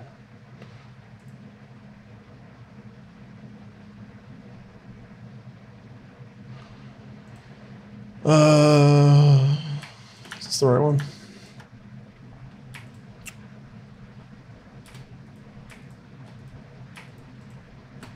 Turn everything back on, make sure we have the right thing selected. So, got 2 sets of wings. Yeah, that's the right one. Okay. Back to normal. Hold shift click to get rid of that. Go back to just the body here and let's work on this. Okay, so we got our brush here. Got the right one selected. And we're gonna jump back up to our stroke menu. We got curve mode turned back on. Now let's play with this again. So we'll drag out a curve. See how much more speedy that was. Now it's still mirroring, so we definitely don't want to do that. So I'm gonna undo. Turn off X symmetry so that it's not mirroring across the axis there.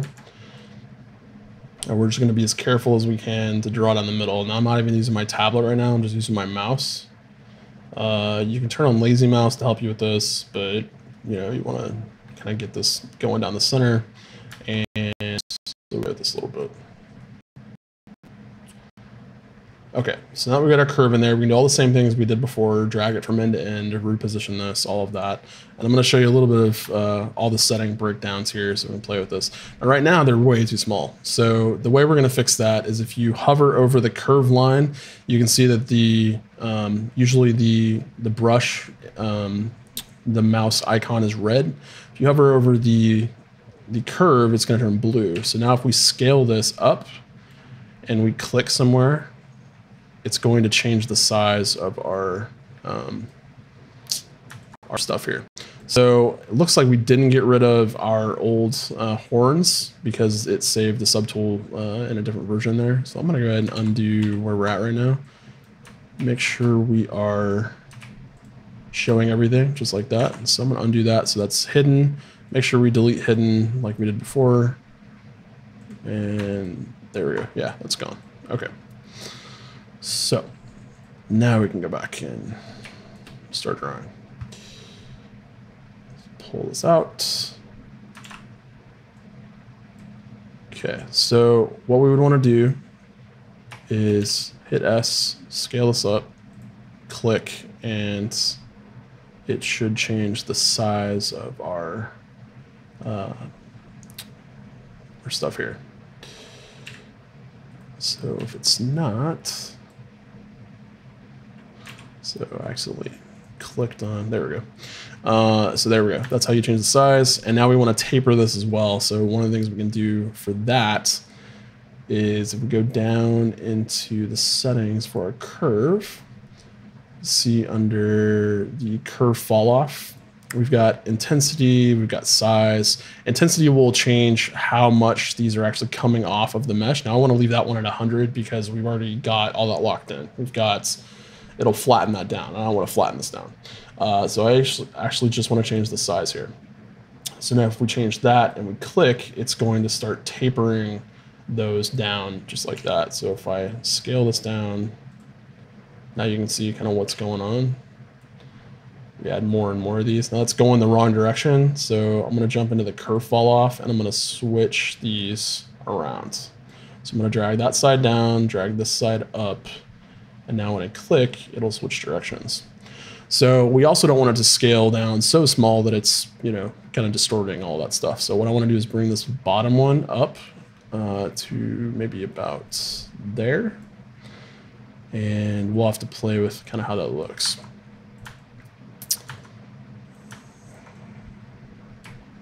So we can shift to the top view here.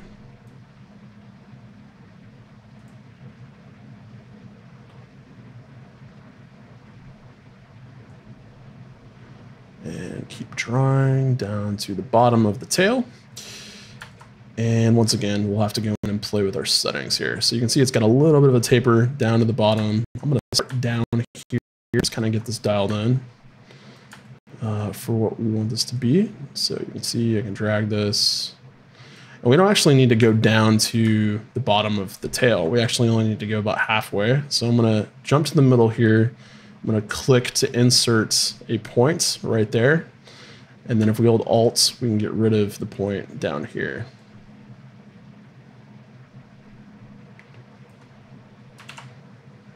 So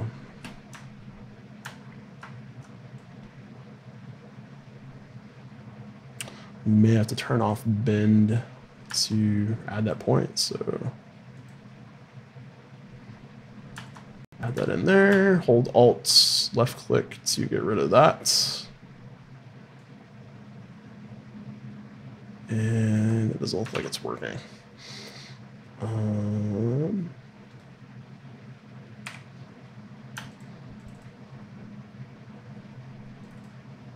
Okay, not sure how to fix that, so I'm gonna go back instead.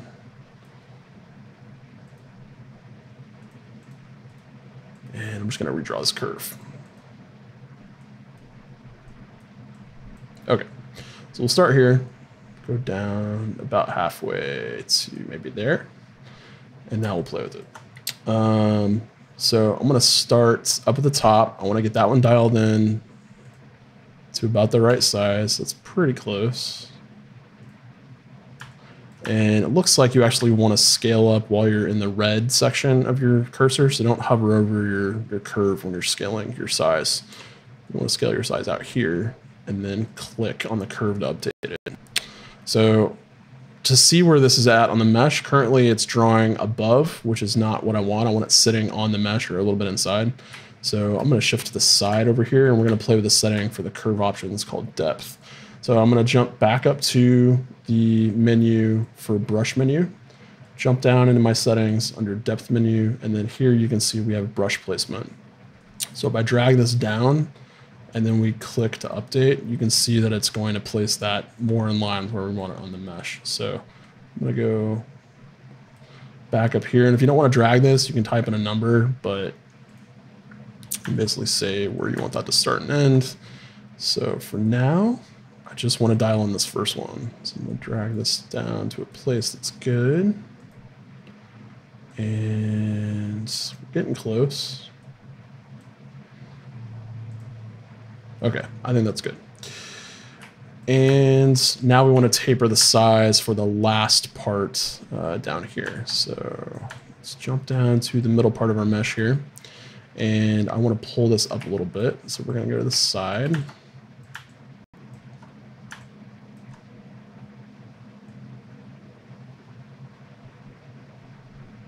Okay, now I'm being careful not to drag this left to right. I'm just going up and down. And I want to get this kind of located over here. And then we're going to scale this up until it's right. Now you can scale, and again, you know, that'll mess with the top side. So what I'd rather do is play with this fall off curve. So I want this to go up a little more. Click to change that, and I just want it to get that outside contour matched up. So we're going to make minute adjustments till that's kind of in place here. And yeah, that's good. Okay.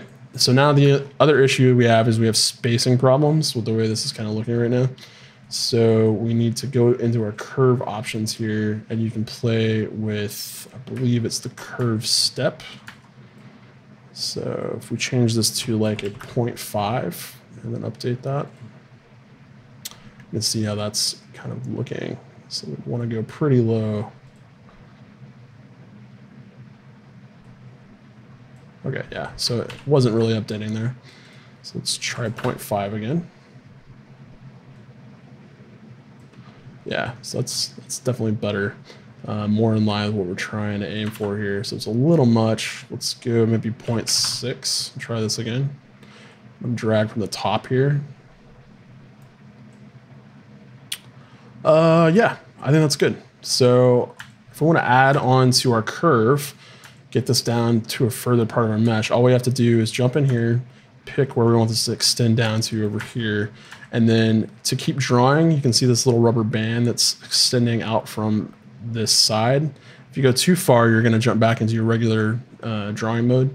But the closer you get, you're going to see a little rubber band. And all you got to do is start drawing with that selected, and it will put you back into curve drop mode. And that will just extend the curve down here.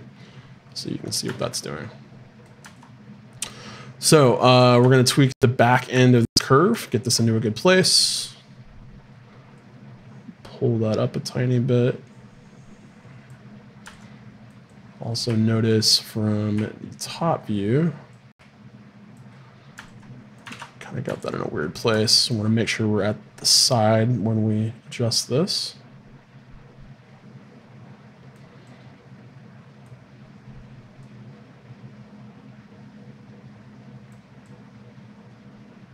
The reason I say that is because we don't have X symmetry turned on right now, and we're definitely asymmetrically throwing this curve in here, so I want to watch what we're doing.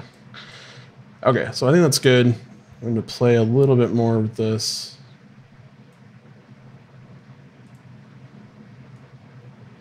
Okay, and I think for now, that's probably good. Little subtle tweaks we can come in here and fix, but in order to get things in place and just kind of move on, I think, you know, we're in a good place for that. So that's the basics of using a curve mesh, insert mesh brush to get some things into place. Now we're going to do the same process for the bottom plates. It's just going to look different in terms of how we model those. And so I'll work on that separately, but you can see from tonight's stream kind of how we get things into place. So if I turn everything back on, turn this off and make sure we've got all that selected. Turn off our Z sketch there. And now we just basically go in, since this is part of the body mesh, hold control and clear the mask. And now this is all part of that mesh. So we've still got separate poly groups, which is good because we're going to need to manipulate this. The mesh curve is actually still live. So if you start editing, that's going to go away, or you can delete it by hitting delete here. But until you do, you can still play with the positioning here. And it looks like we've already got, you know, that's kind of live and locked and all of that. So yeah, so that is how you would mess with that. Clearing the mask is probably what did that.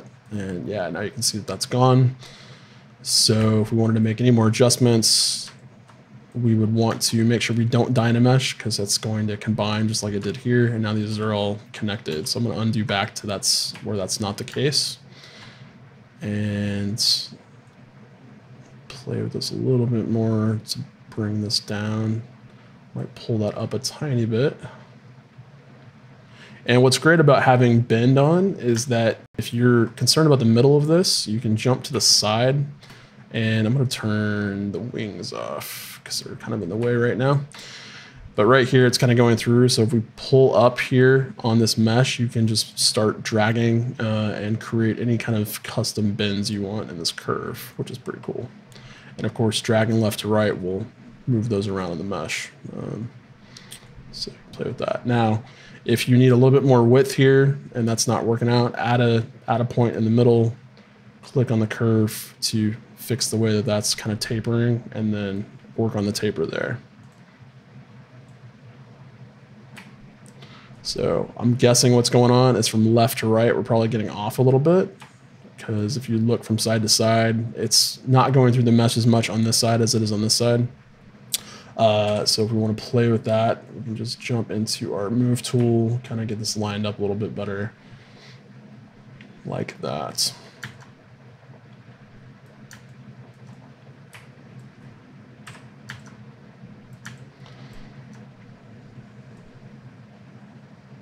Okay, I'm going to pull this up again.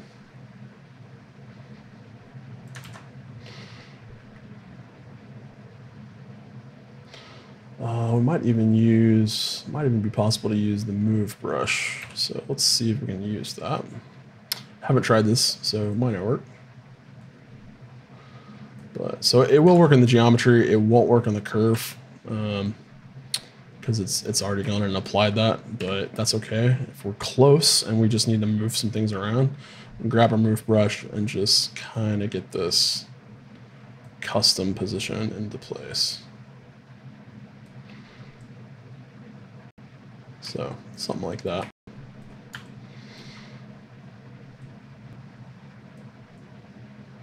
And again, the point is, this is a whole lot faster than trying to go in one by one and model these up. So bear that in mind. Turn on X symmetry.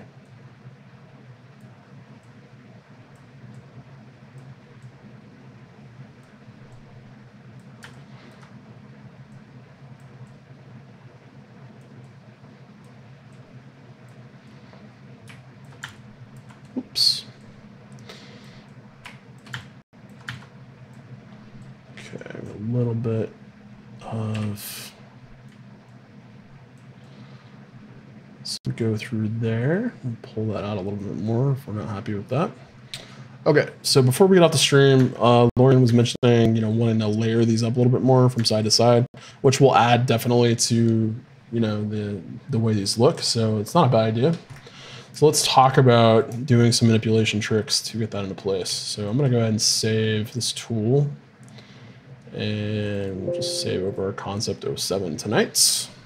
Let's jump back into our insert multi-mesh tool we're building. And we've got our copy here, so let's just duplicate this one again. And we're going to work on this one by itself. So we'll select that one. Okay, now we're going to want to stack these up. So make sure we have perspective turned off. If that's turned on, you're going to get some distortion there. So we don't want that on for this particular thing. And I want to select the geometry that I want to move around, and we're going to mask that to move it around. So hold Control. I'm going to drag out a lasso and carefully kind of go down the middle of this to grab all of that. To invert the mask, I'm going to hit Control and left click in the 3D viewport. And now we can just kind of move this. So hit W. And if you want to hold Alt and drag that down, you can go ahead and do that, pull that off. And because it's still connected, it's going to go ahead and try to move all the polys together. So we don't want to do that. What we want to do instead is go ahead and jump down to our split menu. And we want to split the unmasked points. So now that is a separate subtool. So if we hit Alt and left click to select that, that's going to be its own thing now. Now we can go ahead and move this around independently. So we're going to want to stack these a little bit underneath and play with this a little bit. Now, before we kind of get these going on top of each other, we want to go ahead and fix this open geometry on both of these subtools. So to do that, all you have to do is jump into your geometry settings down here. And under Modify Topology, you want to hit Close Holes. And that's going to just basically cap those off and connect everything. So now if we go ahead and change our draw size here, we want to basically be in a regular brush. So play with that. Go into Shift, and when we smooth, it's going to smooth it out. So make sure you have X symmetry turned on when you're doing that. But that's basically all you need to do to kind of split off and modify geometry. Same thing for this subtool up here. Hold Alt, left click to switch to that subtool, or you can hit M and select in here, or you can go to your subtool menu and select in here. But basically you can see that if I turn this off and have these selected individually, these are actually separate pieces of geometry now. So these are not connected. So this one, again, close the holes. And once that's done, we can go ahead and smooth this out. And now let's go ahead and position. So we'll jump back into subtool, turn these both back on, grab this bottom one, and go ahead and start playing with that. So feel free to overlap things, kind of move things in and out whenever you dynamesh things back together. If you want to do that, you can connect everything back up and smooth it out, and it'll look like a seamless transition. So don't feel like you can't, play with stuff. Basically, want to get these kind of in place like this to layer that up. And if you want to kind of rotate from a different point of view, hold Alt from where you want to rotate from, drag that out with the left mouse button, and now when you release and you just start moving that around, it'll stay locked to that point on the mesh. So that's how you can kind of position these off to the side. So we're in the same process for the outer section. We're going to hold Control to mask this point over here. If we miss something, we can always go back and fix that. Make sure from all the views you've got the right stuff masked that you need. And then you can do the same thing, go down to the split menu, and you're going to say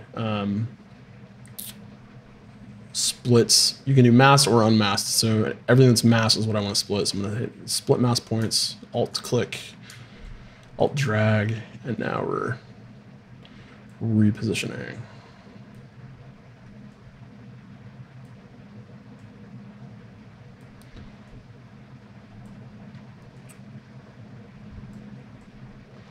Okay, so once again, make sure you close holes. So geometry, close holes.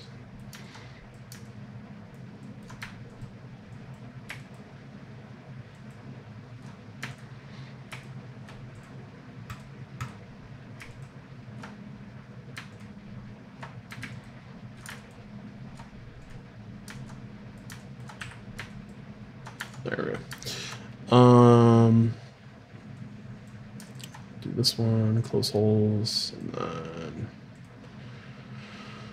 I want to smooth these out. So hide.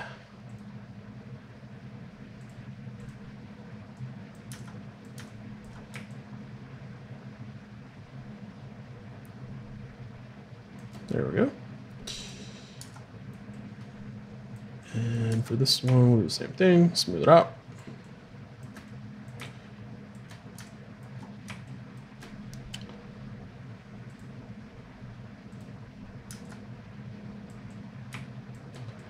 Okay, so obviously you want to spend a lot more time like dialing this in to make sure it's all, you know, perfectly aligned and all of that kind of stuff. But once you've got things basically in place, and I'm paying more attention to the top angle of all of this stuff right now than I am the bottom side, because we can always modify that.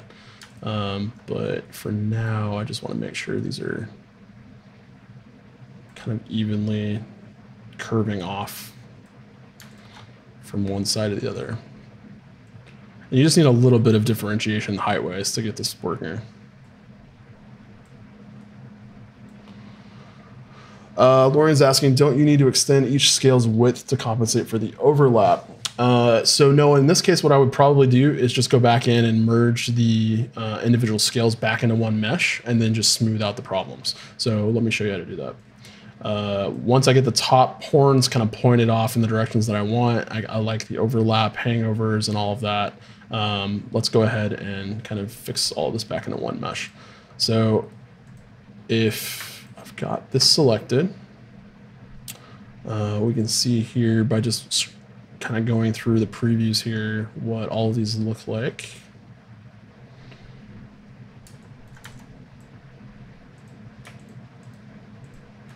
Okay, so it looks like I may have some weird things going on with my canvas, so let's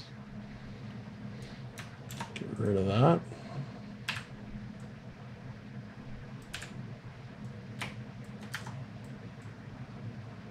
Okay, interesting and weird. I've got some odd stuff happening with all of this. So I'm not sure what happened right here, but we've got several meshes kind of stacked on top of each other, and it looks kind of like it accidentally combined or did something odd. So for now, I'm just going to stick with this, and let's go back to unmasking everything. Okay, so I've got all three of these meshes here that you can see, and I've got all the way up here. So we want to merge all three of these subtools together. So I think I just had an extra subtool selected there. So we can basically just go down to merge and start with the subtool at the top. We're going to say merge down. It's going to tell us, okay, we can't undo this, so make sure you want to do this. I'm going to say, okay. So now these are all connected again. I'm going to merge down again. And now this entire section here is one piece of geometry. So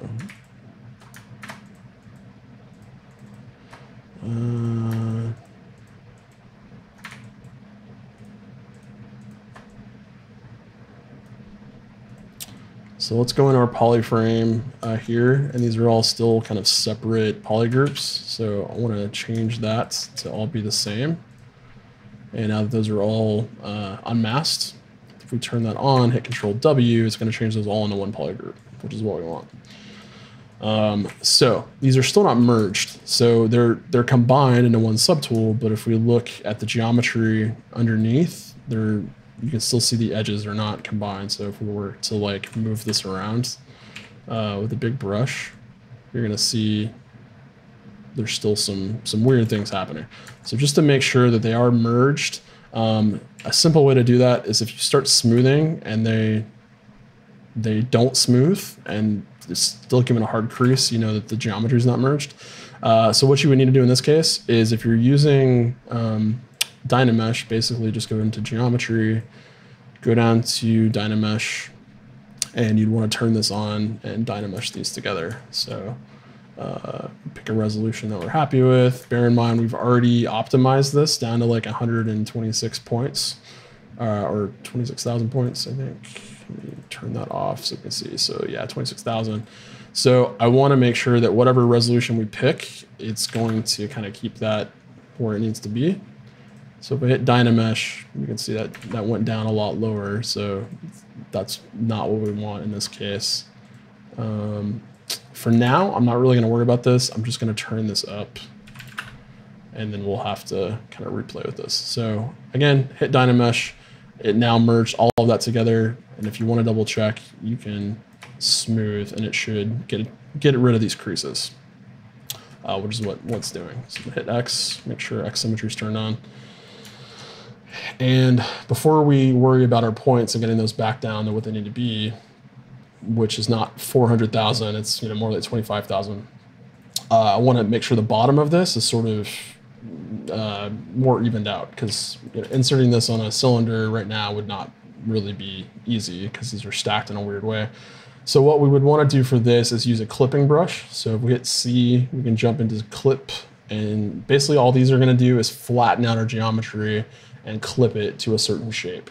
So if we hit clip curve, it's going to say, yeah, okay. So anytime we hit Control Shift now and we try to clip, we can start drawing, and it's not getting rid of this geometry. It's just flattening it down to that shape. So that's important to know, because there's trim curves, trim curves, and then there's clip curves. Clip curves don't get rid of geometry. Trim curves do. They cut holes. Well, they don't cut holes. They cut and fill holes on your mesh. So with a clip curve, what we would do basically is we'd start drawing. And once you've got a line going and Control Shift left click, you can hit Alt, and it will start curving that operation around, and you can just add more and more points like that. Now, when you let go, it's going to basically clip everything above the blurry line down. So in this case, because the line was pointed in the wrong direction, it's clipping all this and squashing it down like that. So we don't want that. We instead want to go the other way. So now that we're drawing from the opposite side, we can go ahead and start here. And I'm going to use a different tool to actually do this in the end, but I just want to show you kind of like what this does. So if you want to flatten all this out, really simple, clip curve will do it for you. And now you can see that's just a flat piece of geometry.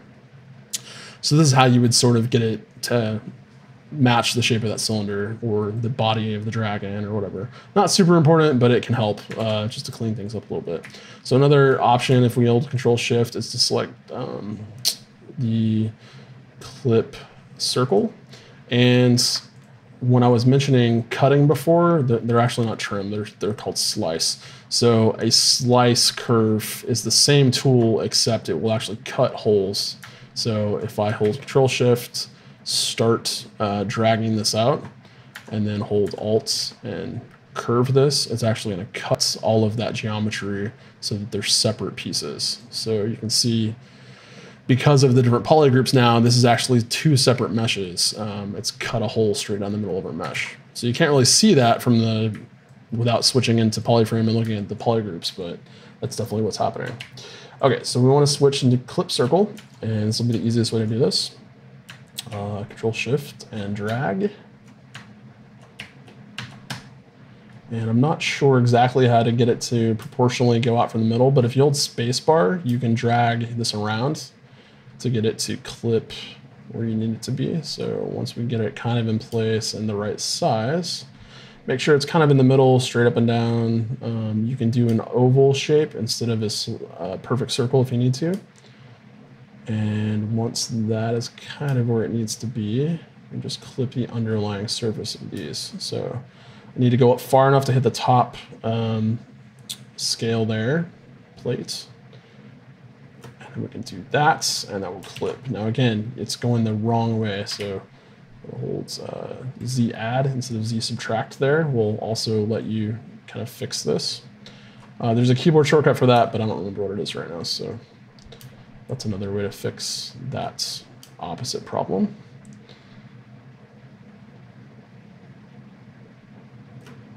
And that's what you can do there. Did not have the intended effect that I wanted. I think holding Alt will actually go the other way. So yeah, when I let go, I'm gonna hold Alt to get that kind of in place to clip the opposite direction.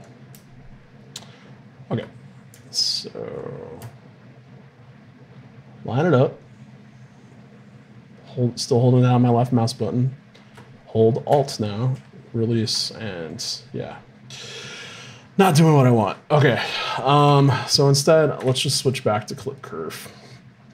Maybe it's not possible to go the other way with clip circle. Maybe you can go the inside of the mesh only. So let's use clip curve and Control Shift. Start dragging. Make sure that gradient line is on the bottom side, not the top side. If you want to kind of get this in place. Now, I'm going to do a little bit of kind of fancy curve drawing here. If you tap Alt twice, it'll actually create a sharp corner. So if you want these to be a little bit more sharp, you can play with that.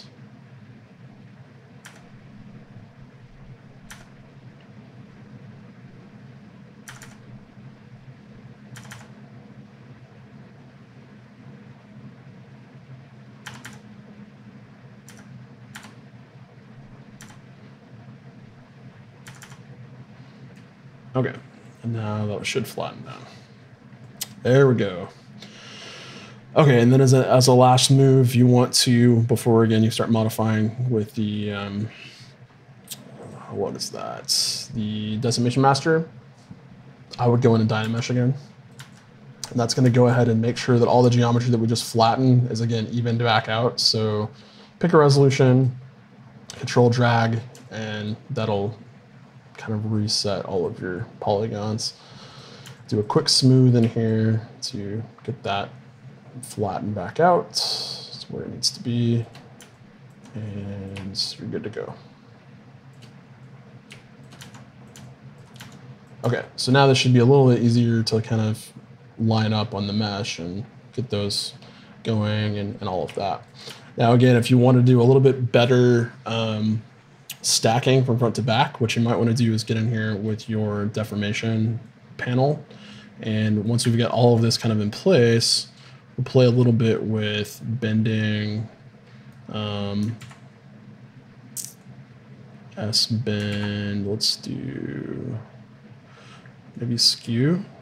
Yeah, so skew from another angle might actually be what we want to do.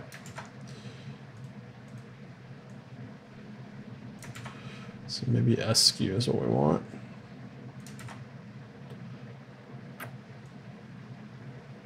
Interesting. There's so many options in here, and I don't really know how all this works, but it's super fun to kind of get in here and play with all this. So let's see, taper.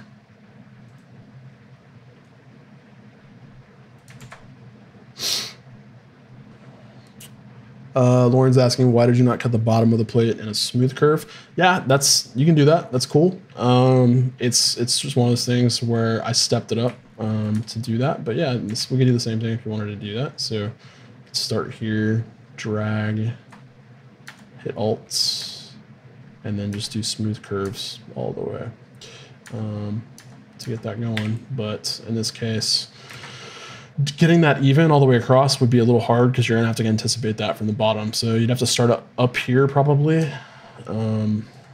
Control Shift starts maybe there, and then you'd have to cut way into this geometry to get an even curve all the way across like this. And so that can work. I mean, that's totally fine. So yeah, that's what you need to do there. And also, since that's not symmetrical, what you'd want to do is you'd want to jump in here after that, and you'd want to say geometry, modify topology, mirror and weld on the x-axis, and that will just copy both things side to side so they're perfectly symmetrical. I'm not sure why you can't do the cut with symmetry. There may be a way to do it, but when you're just regularly dragging out here, symmetry is not turned on for masking and all of that. So yeah. So yeah, what I'd probably do, like I was saying, is taper or something like that, front to back, to kind of curve up the underside of this mesh. So let's go down to deformation and just kind of right towards the end of this. We're kind of over time at this point, but we'll play a little bit with tapering this up. So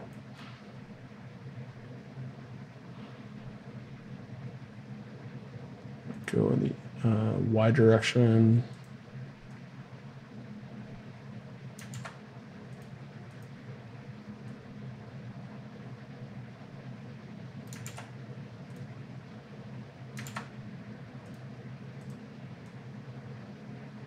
Okay, so maybe what we would have to do is taper there and then rotate. So now we would just kind of rotate, not offset, rotate.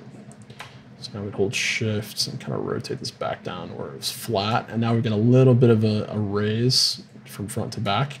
So that if we stack these, you can see that one's going to fit inside of the other. So an easy way to see this is if we just pull out a little bit, switch into something like move and hold Control Shift and drag, I can get multiple copies of this stacked pretty quickly. And that's kind of the idea, is the more that we taper one end and kind of rotate it back into place, the easier it's going to be to stack these within a curved mesh brush. So I can quickly test it to see how that's working there. If it's not really doing what I need it to do, I can rotate again a little bit, Control Shift, pull this back. Now we're getting a little bit of extra overlap there. That tells me the front end is a little wide. So what I might want to do is jump into my move tool, make sure X symmetry is turned on, pull my size up. I'm going to pull this in a little bit on the sides. So now if we jump back into our move tool, Control Shift, pull that in, we should kind of be able to dial this in a little better. So let's see.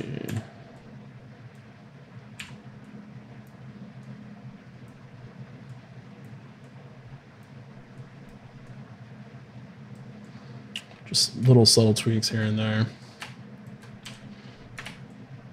And there we go. That fixes it a little bit. A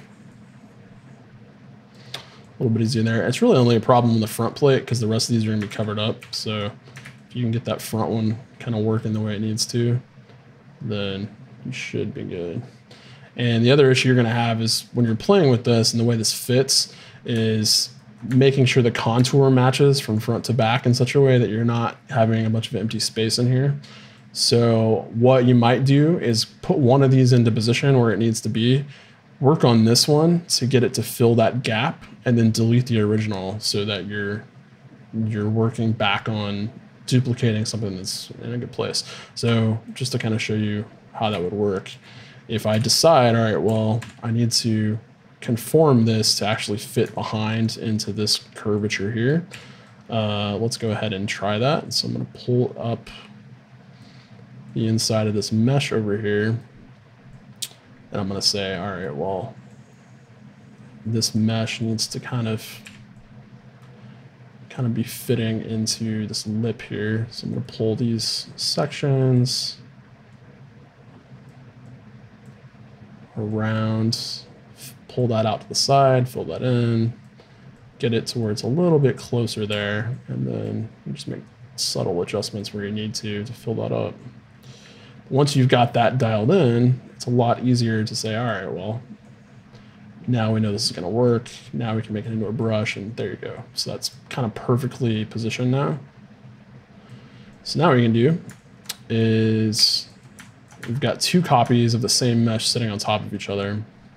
Jump into our subtool. These are still part of the same thing. So Control Shift. I'm going to change this back to a select rect.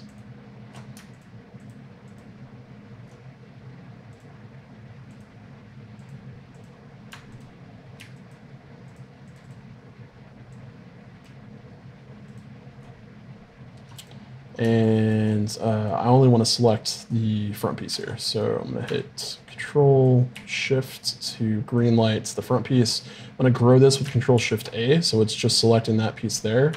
Control Tap in the Control Shift Alt to select the inverse of that. And now I'm going to go ahead and delete hidden. So jump down geometry. Delete hidden. So now that's gone. We just have the piece that we've been working on that we fixed. So now if we unmask that, that's the only piece we have. And so if we were to move this now, duplicate it, and position these to the same position, everything will line up perfectly because we've already tested this. So you're going to have to get the distance correct. But again, everything's been dialed in. You know it's good. You're good. So yeah, that's what I would do to kind of get this drag and scale in a better place. So I may end up using this, don't really know. I'm going to go in here and make sure this looks perfect and modify it. But I will of course do that this week off camera so I can really take my time and dial this in. So I hope you guys have enjoyed tonight. I'll be back next Friday night with some more work on the dragon. We're getting close to getting all of the main pieces kind of blocked in to where we're going to be getting into more of those refined detail passes. So once we get the plates in place and all of the big pieces are in a place where we're not moving things around anymore, we can start working on combining things, you know, getting the final details moved around, tweaked, asymmetry, and then we're going to start playing with all of these fine details because obviously this dragon has a lot of parts that are kind of disconnected right now. So there's some cool things happening with the head and the shape of this and all of that, but we haven't really connected all those details from front to back with the plates that we just added tonight. And all of that needs to be smoothly kind of, you know, seamed over. So that's what we're going to be working on next is details. All right, so hope you guys had a good time. I'll see you guys next Friday at 7 p.m. Central Time. You can check out the banner for my YouTube channel if you want to see what time in your local time. And don't forget to subscribe, like the video if you had a good time tonight, and share it with your friends. So appreciate you guys. Thank you for hanging out with me, and I'll see you next week.